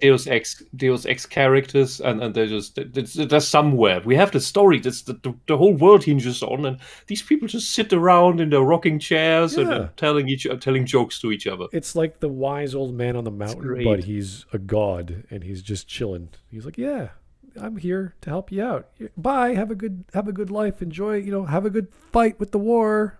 Good luck to you. Like, he's like, yeah, go for it. Whatever you got to do, man. I'm here for you. Yeah, have fun with your adventure, finding yourself or whatever you do. Yeah, whatever you little people do in your day. I don't know. I'm a god, you know. I'm going to school to trees some more. Yeah, I'm gonna go make some amazingly tasting bread and honey and whatever I eat. And sing silly songs. Which is one of the reasons why he wasn't included in the movie. It's too much. It's like he's just breaking. He's just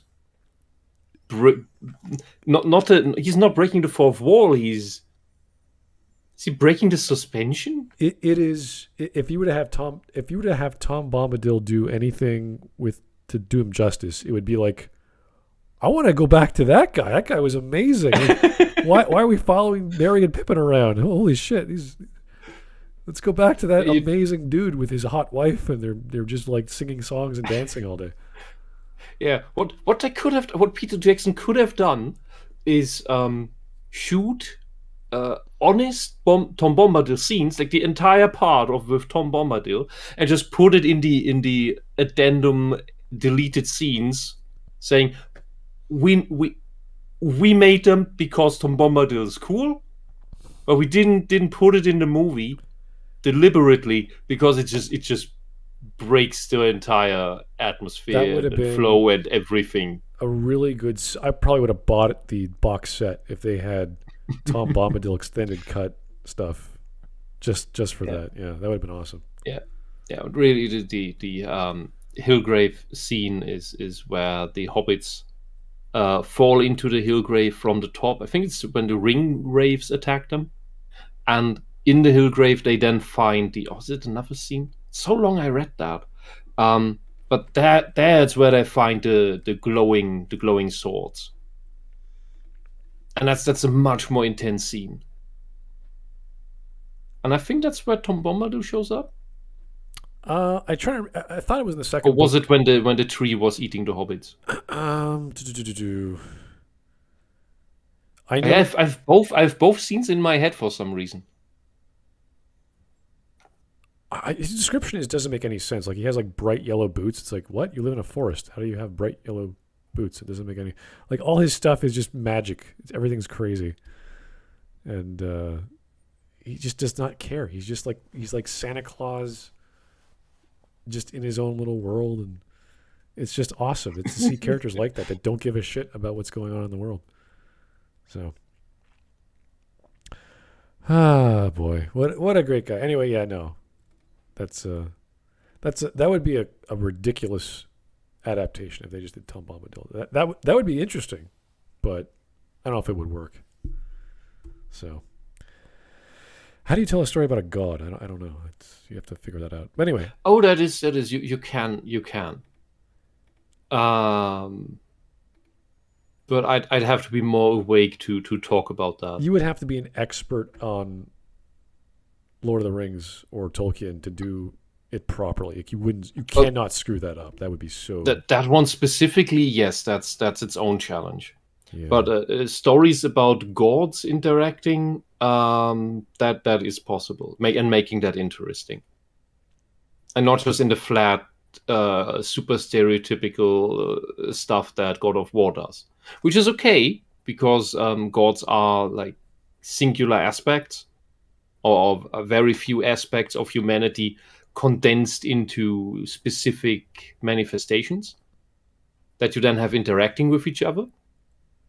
Like it's like, think of it like an externalized mind where all the aspects of your mind, of your being, your emotions, your desires, your flaws, your virtues, your vices, they're all individual characters, and then you let them play with each other.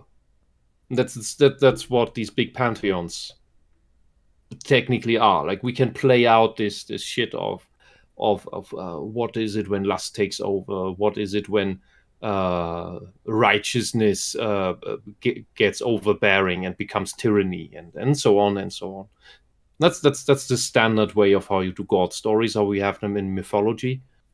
But you can also tell other stories with gods, and that's the more metaphysical, mystical stuff. But that is really hard to write well. All right. Or write in the first place. Let's continue with this fellow. Specifically, Lord of the Rings is primarily inspired by Northern European mythology and paganism. Everything from its gods like Odin inspiring characters like Gandalf to the elves and so on and so forth. Tolkien was a massive Odin is fan not Gandalf. of old European folktales I don't and religion. think so. So it's fascinating that he created this uniquely Like, is it did Tolkien disclose that? Because the only similarities that he has is the wandering wizard. It's possible, but I don't know the lore that much. But even then, it's not about Christianity. It's about paganism, which is fine. It's myth. It doesn't have to be always Christian. Yeah, I mean, there are elements about it in there that are reflections of it, but Gandalf doesn't fit well enough with the Odin myth. Yeah, because Odin is a really crazy character. Well, I think most of the gods, even in the pantheon of the Greeks were pretty wild. So they were, as I said before, they're all aspects of singular things, and then that basically makes them all having personality disorders. So that's what happens when one thing is taking over completely. All right. But the Norse gods are all pretty crazy as well. Story set within a heathen world of fantasy. And this raises me to my second point, in that while writing Lord of the Rings, clearly honored the source material that so many of these ideas came from, which isn't really all that surprising considering that, well, he was an Englishman. But chances are before his family ended up down in Africa, while living in England, they might have had some Scandinavian ancestry going back many hundreds of years from when the Danes invaded Britannia and settled the Danelaw during the Viking Age. There is no Danish heritage DNA left in Britain, as far as I remember. This has nothing to do with Tolkien's ideas. He's just saying genealogy. Yeah. Just in the past, people were like this. It's like, even if that's true, how does that have anything to do with influencing Tolkien's research into writing this book? Yeah, and the European mythical creatures and stories, they have a lot of overlap. Yeah, there are different types of and versions and stories of dwarves all around, and yes, they are usually bound to more earthen things and mining, or smithing. Yes. Yeah, and but they also have other powers. Like in the Norse, they are also similar to the elves. And even if this wasn't written down, it could have been stories that he heard or talked to with friends he shared. And it doesn't have to be from England. It doesn't have to be from where he was writing at the time. He could have gotten that on his journeys through fighting in the war or wherever else he went. So this is why he's going back to saying the Danes or whomever, Scandinavia. He wants to make the Nordic connection. Yeah, but why? That's... You're guessing. Because Gandalf is Odin, and Wodan is still present in many city names in Britain. Some crap like that. This is silly. This is a silly argument. Let's just keep going. Yeah. During the Viking, Tolkien was obsessed with stories like Beowulf, the Scandinavian languages, and even recently his translation of the epic monster-slaying epic was finally published and put on shelves. Highly recommended, by the way. Tolkien even helped spearhead a better understanding of this pre-Christian world, presenting a deeper and richer analysis of the heathen culture, religion, and beliefs, which previously were just kind of discarded as being these out. Can you just say pagan? That's fine. They're heathen. It's like saying the African religion. Like, which one? Those who are not Catholic. That's the one. Okay, thank you. We got it. Yeah. Mm-hmm. Dated the Asian religion. Folktales. Tolkien, perhaps because of the fact that he was Catholic and friends with people like G.K. Chesterton, probably believed something similar to what Chesterton did. That being that in order to better understand Christianity and its beauty, you need to actually look at it truly from the outside. In G.K. Chesterton's book, The Everlasting Man, he talks about how the pagan, the true pagan, would be a better person. I hate when these religious types say the word true. It just drives me nuts. They're not true Catholics. They're true this. It's like, dude, just speak plainly. Who's saying what and how, in what context? That's all you got to do. Don't say he's not a real Catholic. He's a this sort of Catholic. It's like, dude, stop it. You're not making any sense. The pagan ideal of a simple and rational self-completion. Oh. That sounds okay. See, you don't need Christianity to get there. Use your brain. No, you must be Catholic, or else it doesn't make sense. Like, oh, all right. Than the discount Christian. Simply The discount Christian? Oh, are we talking about people who only go to church once or twice a year or something like that? What? I need to hear that again. Okay. man, he talks about how the pagan, the true pagan, would be a better person to see the beauty of Christianity than the discount Christian, simply because they do not have Christianity or anything like it in their lives. So what? You arrogant schmuck. You think that a non-Christian would be so dazzled by Christianity that it's so much better than what I have. I must convert to this more beautiful thing than what I believe. You fucking disgusting piece of carpet fire. Can you imagine saying that to a guy who believes in God or believes in the church and saying, well, I actually believe in this stuff. Yeah, but I don't see you at church every week. It's like, but I can't. I'm too busy. I have a life. Well, I'd rather talk to my non-Christian friends. They would get me more than you. It's like, wow. Yeah, you think the Taoist would just see the beauty of Christianity and not just raise an eyebrow and think that's a bit weird. Like, what's all this like, money? Why do you have all these ornamentations everywhere? What's all these contradictions? We don't have that in Taoism.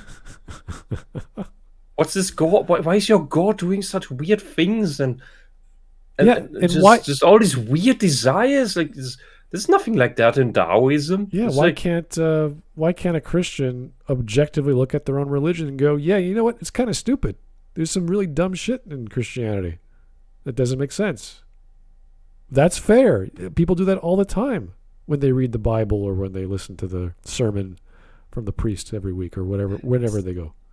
This is the most passive-aggressive condescension of a religious person I've ever heard. It feels like it's the most polite way of saying all your other beliefs are crap. Well, it's kind of like he's attacking the guys who don't go to church every week because they're not the real. They don't really get it. But someone who's outside the church, they would get it because they don't know anything. Of course, as well. But I look at Christians. So I'm outside Christianity, and I look at it and think, dude, I see all, and I see the product Christians, that like the stuff that the book, this wonderful book produces, and it's like, I don't see courage, I don't see honesty, I barely see any virtues. Yeah. Like, what the fuck are you people doing? You don't stand up for other people. You just go to church. Go to your congregation and pat yourselves on the back for being good people who will definitely go to heaven. But if there's a problem coming up, maybe two Christians at this point. I could say actually keep their word. And I've probably come across 24 others in my like personally that are just absolutely full of shit. They make promises and then they act like they never gave them, or start gaslighting you. Like, what the fuck is wrong with you people? What is wrong in your congregations that you produce like spineless, emotionally immature cowards? Shouldn't you be? You've been the religion that went on crusades. What the hell has happened? Well, let's imagine that he means this in the analytical sense, meaning if you're some guy from the outside looking in, you'd have a cleaner perspective than having your established beliefs from, I guess, reading the Bible more or stuff you didn't know. So it's like, okay, but you could say the same argument to someone who is already religious and saying, I'm going to read Ecclesiastes, which I've never read before, and I'm going to forget everything I know about Genesis or whatever, and I'll just read that. And that's fine. You could have just as good as an understanding of that piece of work as you would if you were outside the religion. So there's, like, I don't know what he's getting at specifically, unless you're talking about certain myths being, there's some sort of bias or some sort of popular opinion about them that no one won't take seriously. And then you're like, oh yeah, the Genesis myth is a joke, or the flood myth is a joke. I'm not going to read that. As opposed to someone who doesn't know anything about that stuff. I mean, the collection of stories, okay, you can take something out of each of these stories but to attempt to make a comprehensive work out of that, that's what I find a bit fishy. But if you want to prop up the Jesus figure, you have problems because you have these missing parts in the Bible, in the canon Bible. And if you find those teachings so amazing, you can also just read Gautama Buddha and get the same stuff from that. And it's less inconsistent. It's in some ways it's actually better.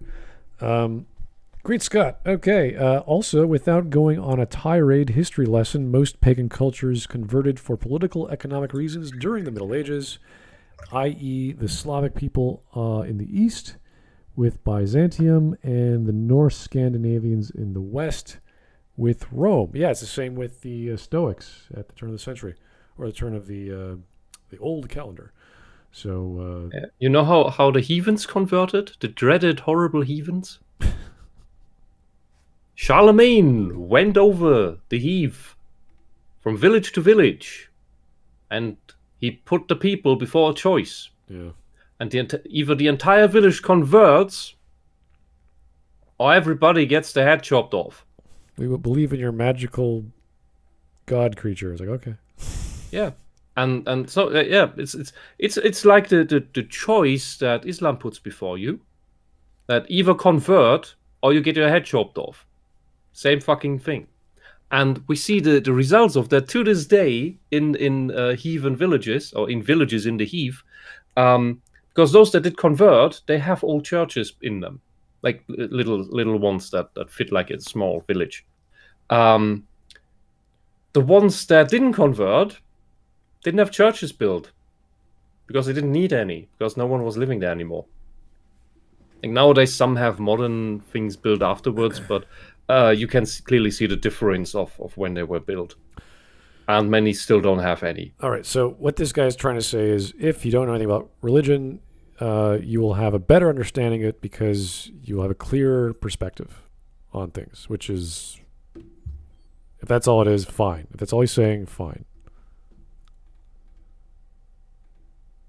They do not have hope, eternity, a complete theology, philosophy, and so on and so forth. And even if they do, they do not have a 2,000-year-old institution like the church, whose whole purpose is to encourage the world to seek objective truth. Really? Really? Religion teaches you to seek out objective truth. The Catholic Church, of all the things, the Catholic Church is seeking objective truth. Like, which centuries are we gently sweeping under the rug here? Let's remember how they nearly Galileo. They threw him in jail for holy shit, and it took him 400 years to admit that Galileo was right. And Copernicus and lots of other people. Dude, what century are you living in? Wow. Did he miss the entire Inquisition? The Crusades, maybe? There's all kinds of really bad things that Christians Crusades have nothing to do with or against objective truth. Yeah. Our God is the true God. Yours is not. We're going to kill you. No. The first Crusade was a rebellion against Islamic occupation. Well, there's a whole Lutheran. There's so many versions of Christianity, like because of the priests at the time hated the corruption of the church, and they like Lutheranism came about, and agnosticism or not Anglicanism, all these versions of Christianity came out of because the bad things that the church were doing. When was evolution accepted by the church? Oh God, I don't even think they have. Have they? Objective truth. Religion. Hey, this is a guy who I would assume, he hasn't said it, but I would assume would tell me that the objective truth is that God exists. Right. Like, how? Because we cannot determine neither for nor against. If he just doesn't like know... we cannot state for or against simulation theory. It's the same problem. If he doesn't know the term blind faith, or if he's going to say that God objectively exists, or there's an objective moral good, an objective moral evil, it's like, okay. I mean, that's your belief, but you can't use that word in that way, sir. It doesn't work that way. Objective. How many denominations does the Catholic Church have that all disagree about all the? Oh God! All right, let's. They cannot even agree on when Jesus was born. For fuck's sake. Let's just keep going. This is not gonna. We're gonna be here for a while. It's not gonna go well. Oh God! Because to seek truth is to seek God. What I'm getting at here is that Tolkien. No. Oh God. What did I want to say? Fucking hell. To seek truth is to seek God? No. That is you equating God with truth. That's your mistake. Because look, this is the fun thing about, as I keep bringing up, because it's just such a simple system. In Taoism, it works the other way around. God doesn't know everything. God created the universe from half of itself in order to get to know itself. So we all exist to interact with each other, be nice, be shitty to each other, throw nukes against each other, figure out how to traverse the solar system so that God can get to know itself. That's not us trying to understand God. Not individually. That's we all exist so that God can understand itself. All right, here's Great Scott. Like literally the other way around. The objective truth the objective truth is to kill and sack thy Greek Orthodox neighbors because they take communion differently. This is the weirdest papist I've seen online. I don't think he's saying that literally, but he's equating many things with the end result. If you're doing this, you're doing it for God, or this is what it means to be spiritual. This is everything to a person. He's so inside his own belief that he's saying, we do the good things. We look for scientific evidence and everything. It's like, no, you don't. No, you look for justification for your biased beliefs. Like if you look for truth, really, in the Catholic Church, why are there apocrypha in the first place? Well, there are Catholic scientists out there, and they know the difference between their belief and their work. So that's fine. As you go further up the PhDs, there's a lot less religious folk with PhDs. It depends. In some, it starts coming back up in physics, for example. Oh, really? Okay, I didn't know that. Yeah, because they just look at all the math behind it and the how the particles interact and all these formulas and think like this is too perfect. That's the typical and start to see this giant engine that's behind everything on this super minute level. That baffles them, and that doesn't necessarily mean that they have found God. It's just that they get overwhelmed. Well, yeah, but that's and cannot come. We seek and as a whole, they will say that, but that's the typical God of the gaps argument, where everything that doesn't make sense, God did it, and then they discover. The problem is that it makes too much sense. Really? Okay. Yeah, at the core, for example, there are there are it's years that I looked into that. So and I don't understand that level of math, but it seems there are two base formulas at the very core of everything that you can equate to 0 and 1. So you can express the universe in a binary code. And that's fun for the religious as well as the simulation theorists. All right, let us keep going. We have almost 2 minutes, 3 minutes left. Yeah, okay. Tolkien appreciated the pagan world because it was pagan and because it was not Christian. There were certainly similarities between the two, but these were two dramatically different worldviews that took a lot of study to fully understand. I myself studied pre-Christian European religion in college, fun fact. And it is some pretty wild stuff to try and break your current moral means of looking at the world and society in order to better understand one's ancestors. What? Who breaks their belief system because they studied a bunch of pagans? What are you talking about? What, did he say that? I have trouble following him because he keeps saying these really weird things. He's saying Tolkien broke his belief system in order to better understand pagans because he wasn't a pagan. I'm like, dude, can you not read a book and go, this is fantasy? It doesn't matter if you're religious or not to understand what you're reading. That's kind of how reading works.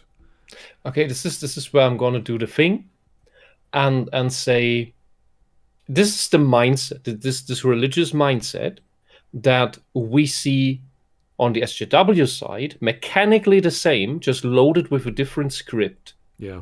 Where he at least, however, the bonus point that he has is that he can think in different ways, in the sense of there's this other belief system and I can analyze that, and he can sort of honestly do that, but he thinks he needs to break his own in order to be able to do that.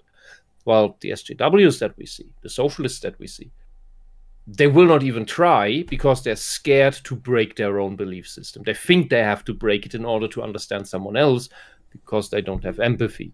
Right. And everything seems bad to them because they're not as perfect as they are, because they have all the proper ways of thinking. And if it's not the proper way of thinking, therefore that's why there's problems. That's why people get angry and aren't happy, because their racism is hurting them and hurting others. Their patriarchal beliefs or whatever is denigrating women because they're not as sensitive as women are, because they're not embracing their femininity, even though they're not feminine. Like all these nonsense about philosophy and how to treat people. It's like it has nothing to do with the reality of what they're addressing.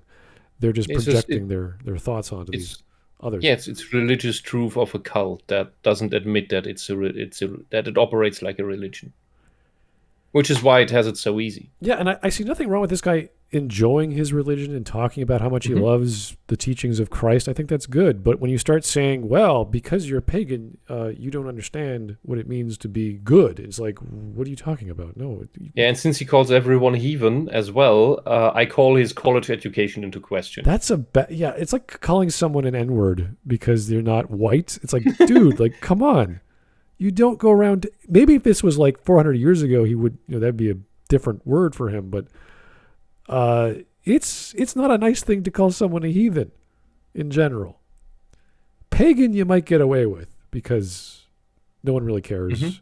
And some people might actually be pagan. They might believe in Wiccan culture or beliefs or whatever. That's a whole different barrel that we do not open. But for the most part, you don't go around accusing people of being atheist or agnostic or this or that, because that's none of your business and it's not the right term to use. It's Bob, it's Jeff, it's Mary. Leave them alone. Okay? Anyway. We got 2 minutes. What was I... There was another thought. And what they believed in. Now, what does all this have to do with Amazon, though? To Amazon, European mythology and folk tales and languages and all that mumbo jumbo, these are just tools for telling a story. I mean, take a look at the recent Marvel Thor movie. That they were at the time when they came into being. He's mythology is always a tool for telling stories. Yeah, he's conflating Amazon with the writer's room. I don't think the producer is the writer, is the director. I don't think that's the same thing. Yeah, if you want an example for that, try to find the Egyptian stories that they told about their gods. They're usually campfire nonsense to get drunk by and laugh how either Horus was dicking Seth in the ass or Seth Horus in the ass. Well, I do. There's a lot of ass fucking in Egyptian mythology. I do like how the Romans and the Greeks and even the Indians, they believed in a polytheistic view because there were so many forces they didn't understand. So they said, well, there's obviously some god of earthquakes, and there's obviously some god of this, and because there's all these forces that aren't the same. Like lightning is not an earthquake, so there has to be someone in charge of that doing that. And that was a primitive way of looking at the universe, saying we don't get it. But if it was anthropomorphized, or you want to create a person out of how these things work, you would say there's a god in control of hell where we all die and go if we're bad or whatever. So that is more believable than one god that does everything. Yeah, and that's how you also get weird gods like Chakravartin, god of leadership. Or angels of earthquakes or whatever, all these bizarre forces. And if you're really bored, check out the Hindu pantheon and the Assyrian history. There are weird parallels. All right. Movies, and you will see what I'm talking about. What was once a rich religion of millions of people has been reduced down to comic book tier entertainment. In Rings of Power, Amazon will need a monster for the heroes to fight, for example, and so they'll reach into the baggie of old folk monsters and they'll grab something without any understanding of what that monster is, what made it special, and why for many it had great religious significance. Wait, how does he know this? How does he know they don't do research on creatures and monsters? I think that could be easier than trying to interpret the religious connotation of Tolkien's work so that Galadriel becomes across as the Queen of Heaven. I mean, that time of Marvel still did it better before they started with the SJW nonsense, which is Ragnarok, and that movie was shit. But in general, before that phase of the Marvel movie started, that they did fairly okay. Well, if you're creating a villain or a creature, you could have a specialist who just does creature designs, a designer, then a props guy, a makeup guy, and they could make a really good, believable looking fantasy villain. Yeah, and while I do agree that just using it for crap is kind of a waste. It can be insulting, yes, but in general, all of these characters in mythology existed to tell stories. That's what they were for, whether you worship them or not. They existed to tell stories in order to convey something. Yeah, you don't just like all your Bible stories do that. You don't necessarily need a pedigree from Tolkien's bestiary to make a good villain or make a good creature. You can just go to folklore in general, not necessarily fantasy folklore or European folklore. You can go anywhere. So I'm going to create the next spider god creature, like Anansi or something like that from Africa. Great. Go for it. I'm sure Tolkien probably wouldn't do that, but if you pull it off believably, and it's not contrived and it doesn't look stupid, why not? Go for it. Yeah, but it's because Tolkien wanted to give a comprehensive European mythology. Right. And he succeeded in that. He succeeded in it so well that 100 years later, we have several universes of pop culture derivatives of it. Yeah, I always like looking at the Pathfinder rules for D&D because they are taking D&D, which was already influenced by Tolkien, and just refining them to the next step. Yeah, there would be no D&D without Tolkien. For sure. Yeah, we would not have Planescape Torment. We would not have any of these great games that we either were raised with or found through friends that were brilliant. And that there might have fantasy roleplay might have come into existence, but it would look completely different. Yeah, the mythos would be. I mean, you still have some version of an elf, I would imagine, but not in the way that was inspired and influenced by Tolkien, for sure. Yeah, because there's so many different ones. And by the way, something that I like about the Japanese developers, because they also look into these more original myths as they were, not the Tolkienized comprehensive version. Because, for example, in forget all these names. In the Norse mythology, there was also some black dwarves that made one of these magical named swords that was cursed, and there's a fun story about that. And that's something that you don't have in Tolkien, but that's okay. Okay, let's continue. 1 minute left. And that really is my biggest gripe with what I've seen so far with Rings of Power. That being that the things that inspired Tolkien and the Lord of the Rings, the Catholic Church and Northern European paganism, they're just being used as tools in order to churn a profit. That's fine. No, that's again, he's wrong on the details. It being used as tools, okay. It being used for profit is wrong. It's being used for propaganda, for socialist propaganda. It really depends, because if you want to just say those two elements, if those two elements by themselves are bad, it's like, well, then look at any other fantasy writer that did well and then got adapted to TV. And it's like the Shannara series from Terry Brooks. That got adapted? Oh, yeah. Not all of it, just the first few books. And they were not good at all. Like there were some good episodes, but the actual quality, the production, it was just like, oh God, this is hard to watch. Yeah. The thing is that here, these people from Amazon, they are misappropriating the tools of these stories to tell not the story that is to be told with these tools, but just their own crap instead. It's because there's so much lore. There is just so much content from Tolkien. If you screw up one thing, millions of people are going to notice.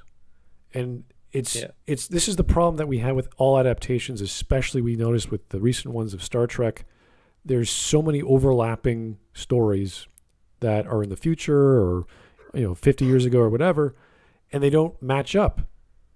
And it's badly written. It's just it is really just propaganda. It is political fetishism. There's that it is too. Very crap, and that does not turn a profit. Right, and this is they don't care about turning a profit. This is the same problem that the comics in the 70s and the 60s as well had, because there's so many kitchens and there's so many different writers doing their own thing, and then you look back and say, wait a second, that's not what Wolverine is. He was never supposed to be like that. And then you have to figure out what you do with this gigantic franchise that is so popular. And that's why we have stuff from DC like the New 52 and the multiverse, and they have to break things down, and the ultimate versions of every one, and they have to break those down again and reset them.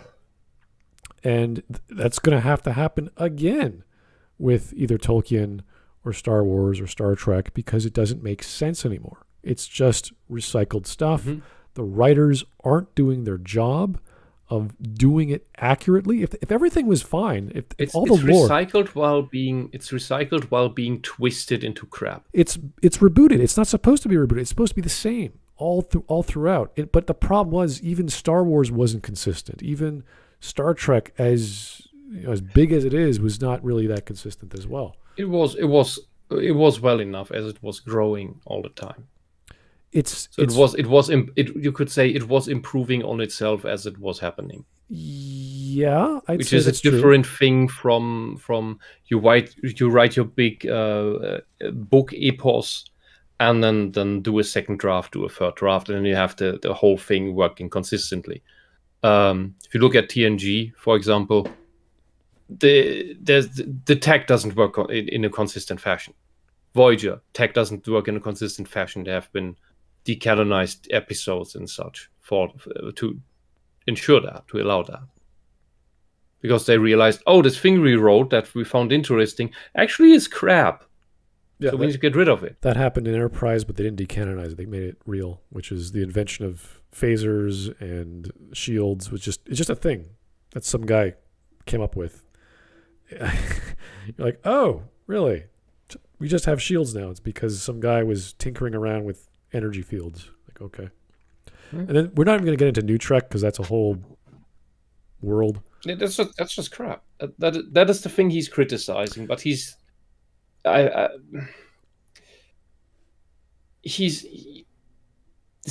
understands it's bad, but he hasn't figured out the right words for it, I would say, or what the real problem is. Because if he went to his priest and asked him, the stories in the Bible, are those just using tools to convey a message? And the priest would say, yeah. It's a metaphor. So that you can understand it, you dunce. It's symbolic. Yeah, it's supposed to be understood in an oral tradition.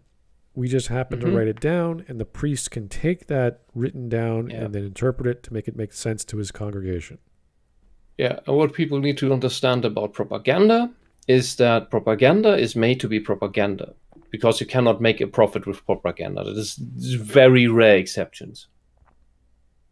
Yeah, don't make it for profit. That's why these things don't turn a profit. And the companies that have been parasitized by the ideologues do not care that they're not turning a profit. They will only start flailing once they reach bankruptcy. Because then the activists realize, oh shit, I'm going to lose my job and my rich lifestyle because I'm a working class person. If he's talking about Marvel or Disney's Marvel or whatever you want to refer to the Marvel franchise as is, pre-Endgame, I assume, that was just them trying to make fun movies for kids and families. And then the series came in, and then some of the movies came out after that. And that's where we see these writers inch closer and closer to sending a message. Now we have, what is it, Miss Marvel, or the I can't remember the name of the little girl who wants to be Miss Marvel.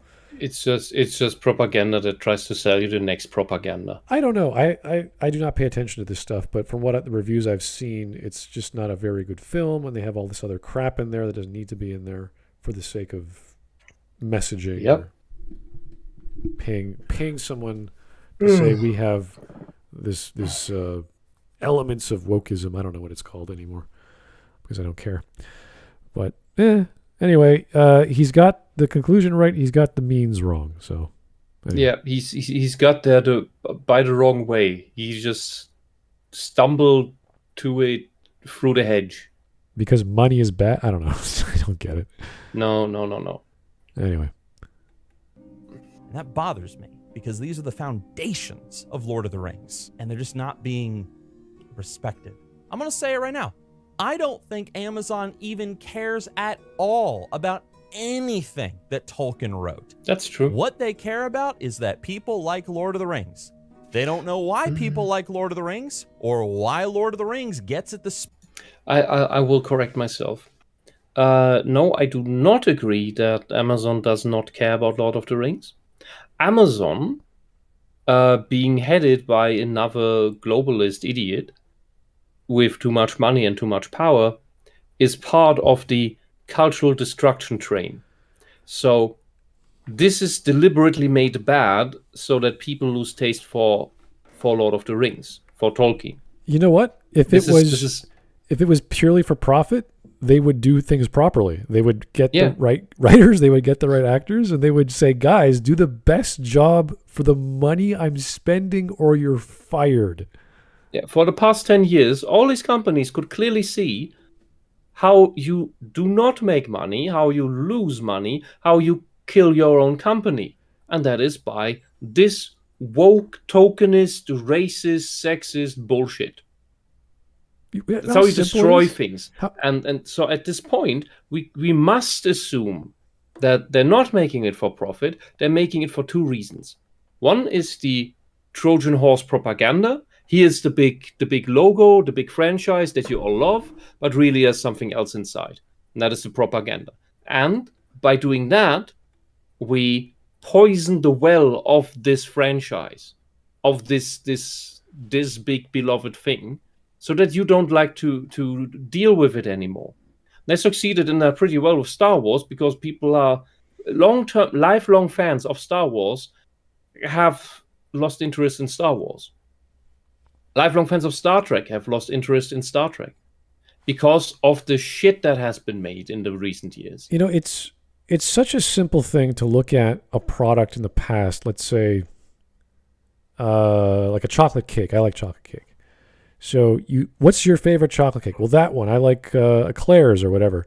All you do is you buy an eclair and you analyze the crap out of it. You go, what does it make? What is an eclair?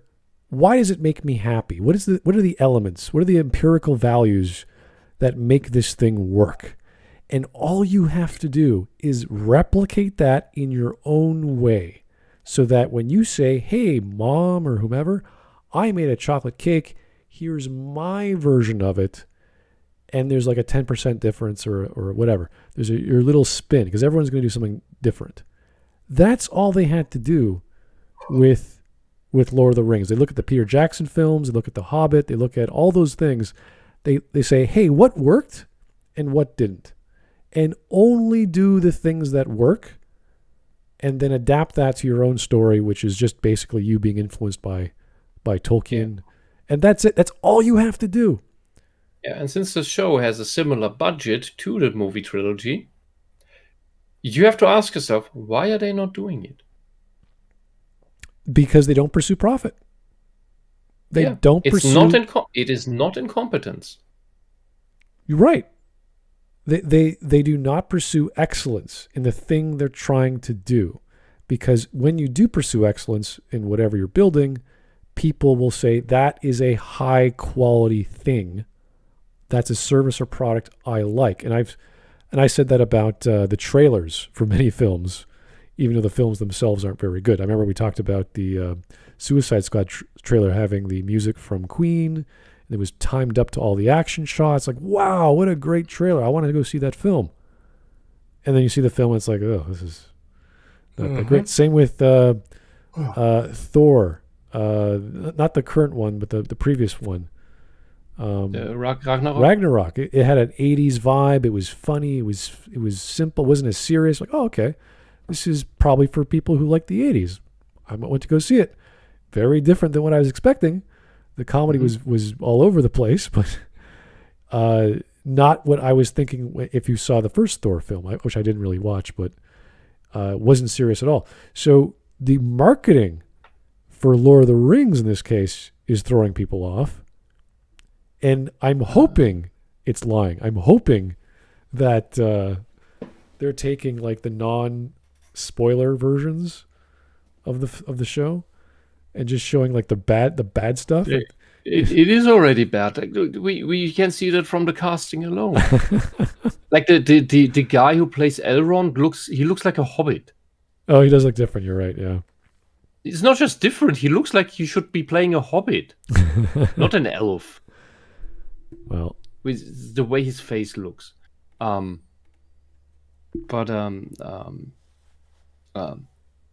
wanted to say I'm happy that there are many people in the chat now that are latching on to my rantings about look up fucking African mythology, because there are some really cool things in there that Hollywood is never touching. Yeah, and. Outside of hiring Neil Gaiman to do everything. Is the only one. And as well... Oh, by the way, Bollywood. Bollywood is making really cheesy, awesome, horrible-looking series and movies about Hindu gods and god opera bullshit. Oh. And it is hilarious. And this guy, if you would watch that, would also just say, it's just they're using just the tools to make a profit of the thing. Like, yeah, but these god stories are usually for fun. They always were. And I think Christianity has kind of lost that shit by taking itself too seriously. Well, I think the writers who go out to write a script, they don't start thinking profit. They don't start thinking, I'm going to use a tool. They honestly think that what they're writing is going to be good. And they they either don't know how to do that yet, or they've never done it in the past before at that scale, and they're in over their head. The first mistake is, and that's where we can see that it is not incompetence, it is malice. You have the biggest franchises of the Western world, the biggest names. You have Star Wars, Star Trek, Lord of the Rings, and whom do they hire? Outright nobodies that never did anything. You know before. what? If you had, and these are the things that you want to give to the accomplished, the best of the best. Yeah, you know what? If you had that kind of time and money to make the next Lord of the Rings whatever, all you would do, if you're like lazy, all you would do is say, I've got a boatload of money. I'm going to hire the top 10 writers in fantasy, and I want an outline by the end of the week, and I will pick the one that I like the most. And that would be the simple. You wouldn't even have to think. You would just be like, which one appeals to you the most? That one, because it has whatever. And then you hire some of those writers that you hired to do this whole script, and you say, hey, work together and make the even better story, because that was one guy. And they're going to argue, and they're going to fight over ideas, and how do we do that? And I'm like, I have a bottomless well of money. You guys do whatever you want.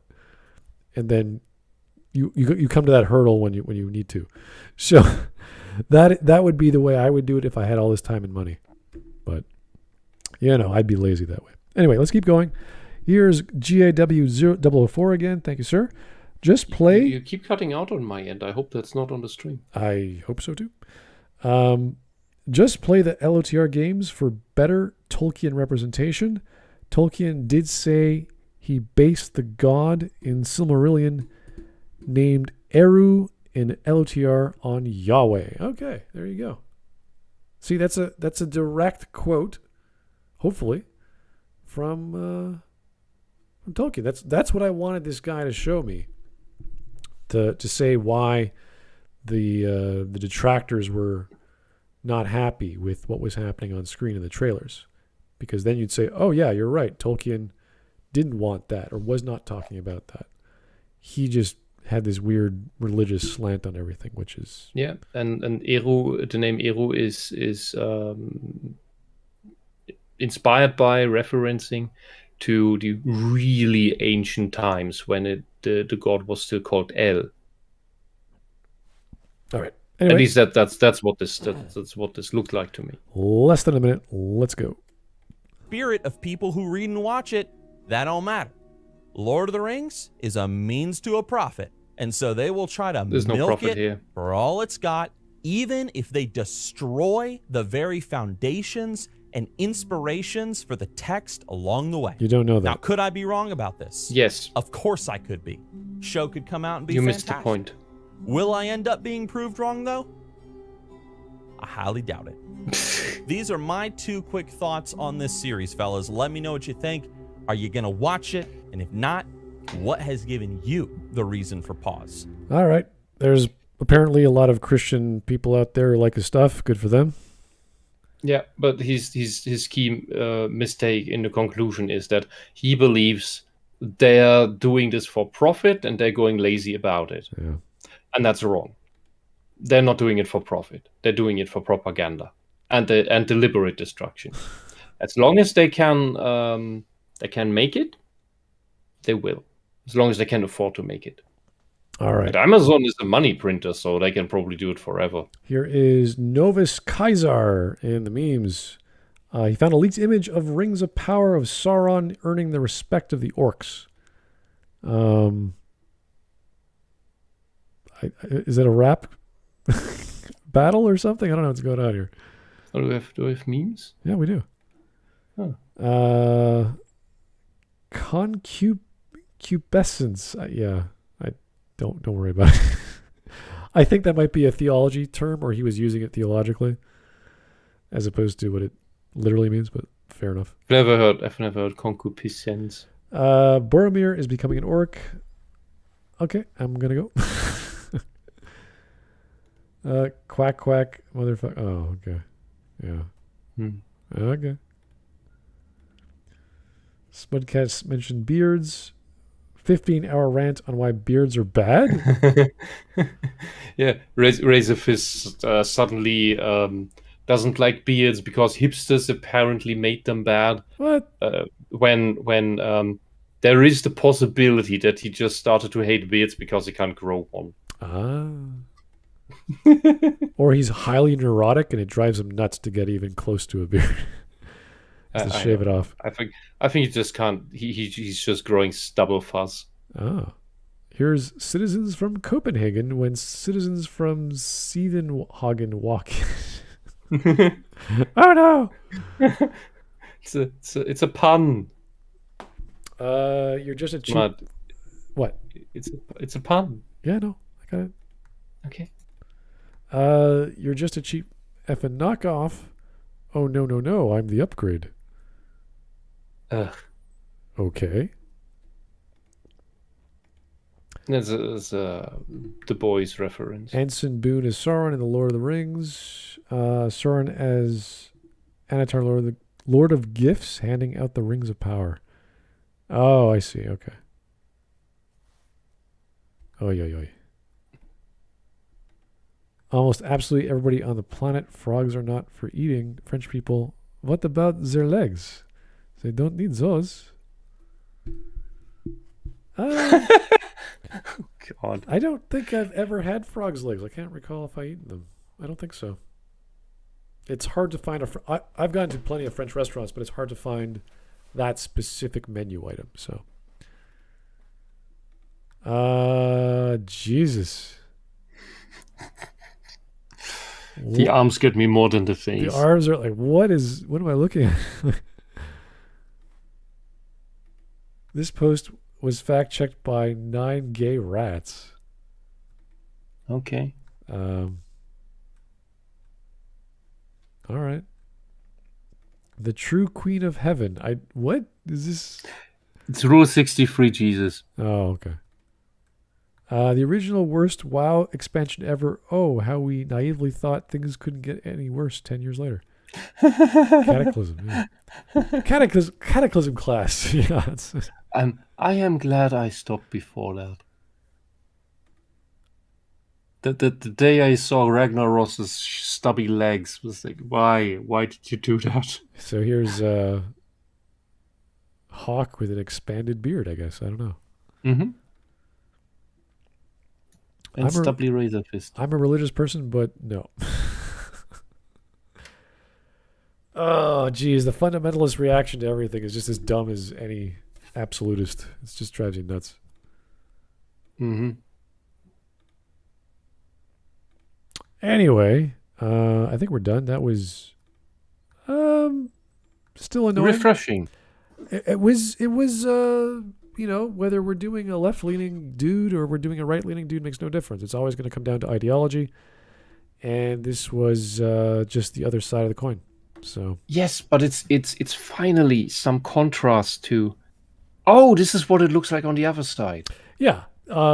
Rational thought just goes out the window. Reference, examples, proof. It's just, dude. Yeah, but the examples used are so different. That's what I mean with refreshing. That's true. Yeah.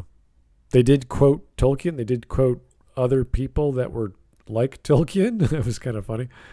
If Tolkien might have said that, this was his friend. You're like, okay.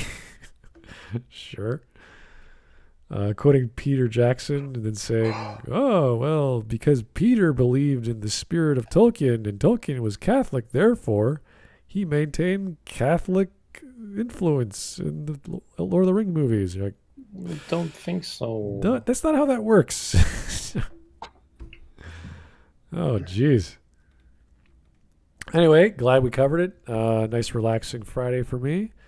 Too bad we lost Mark and Gingaman, but that happens. So thank you guys for the recommendation. That was cool. Enjoy your weekend or whatever you're doing this Friday and take it easy. And we'll talk to you real soon. Have a great day. Bye-bye. Have a good night.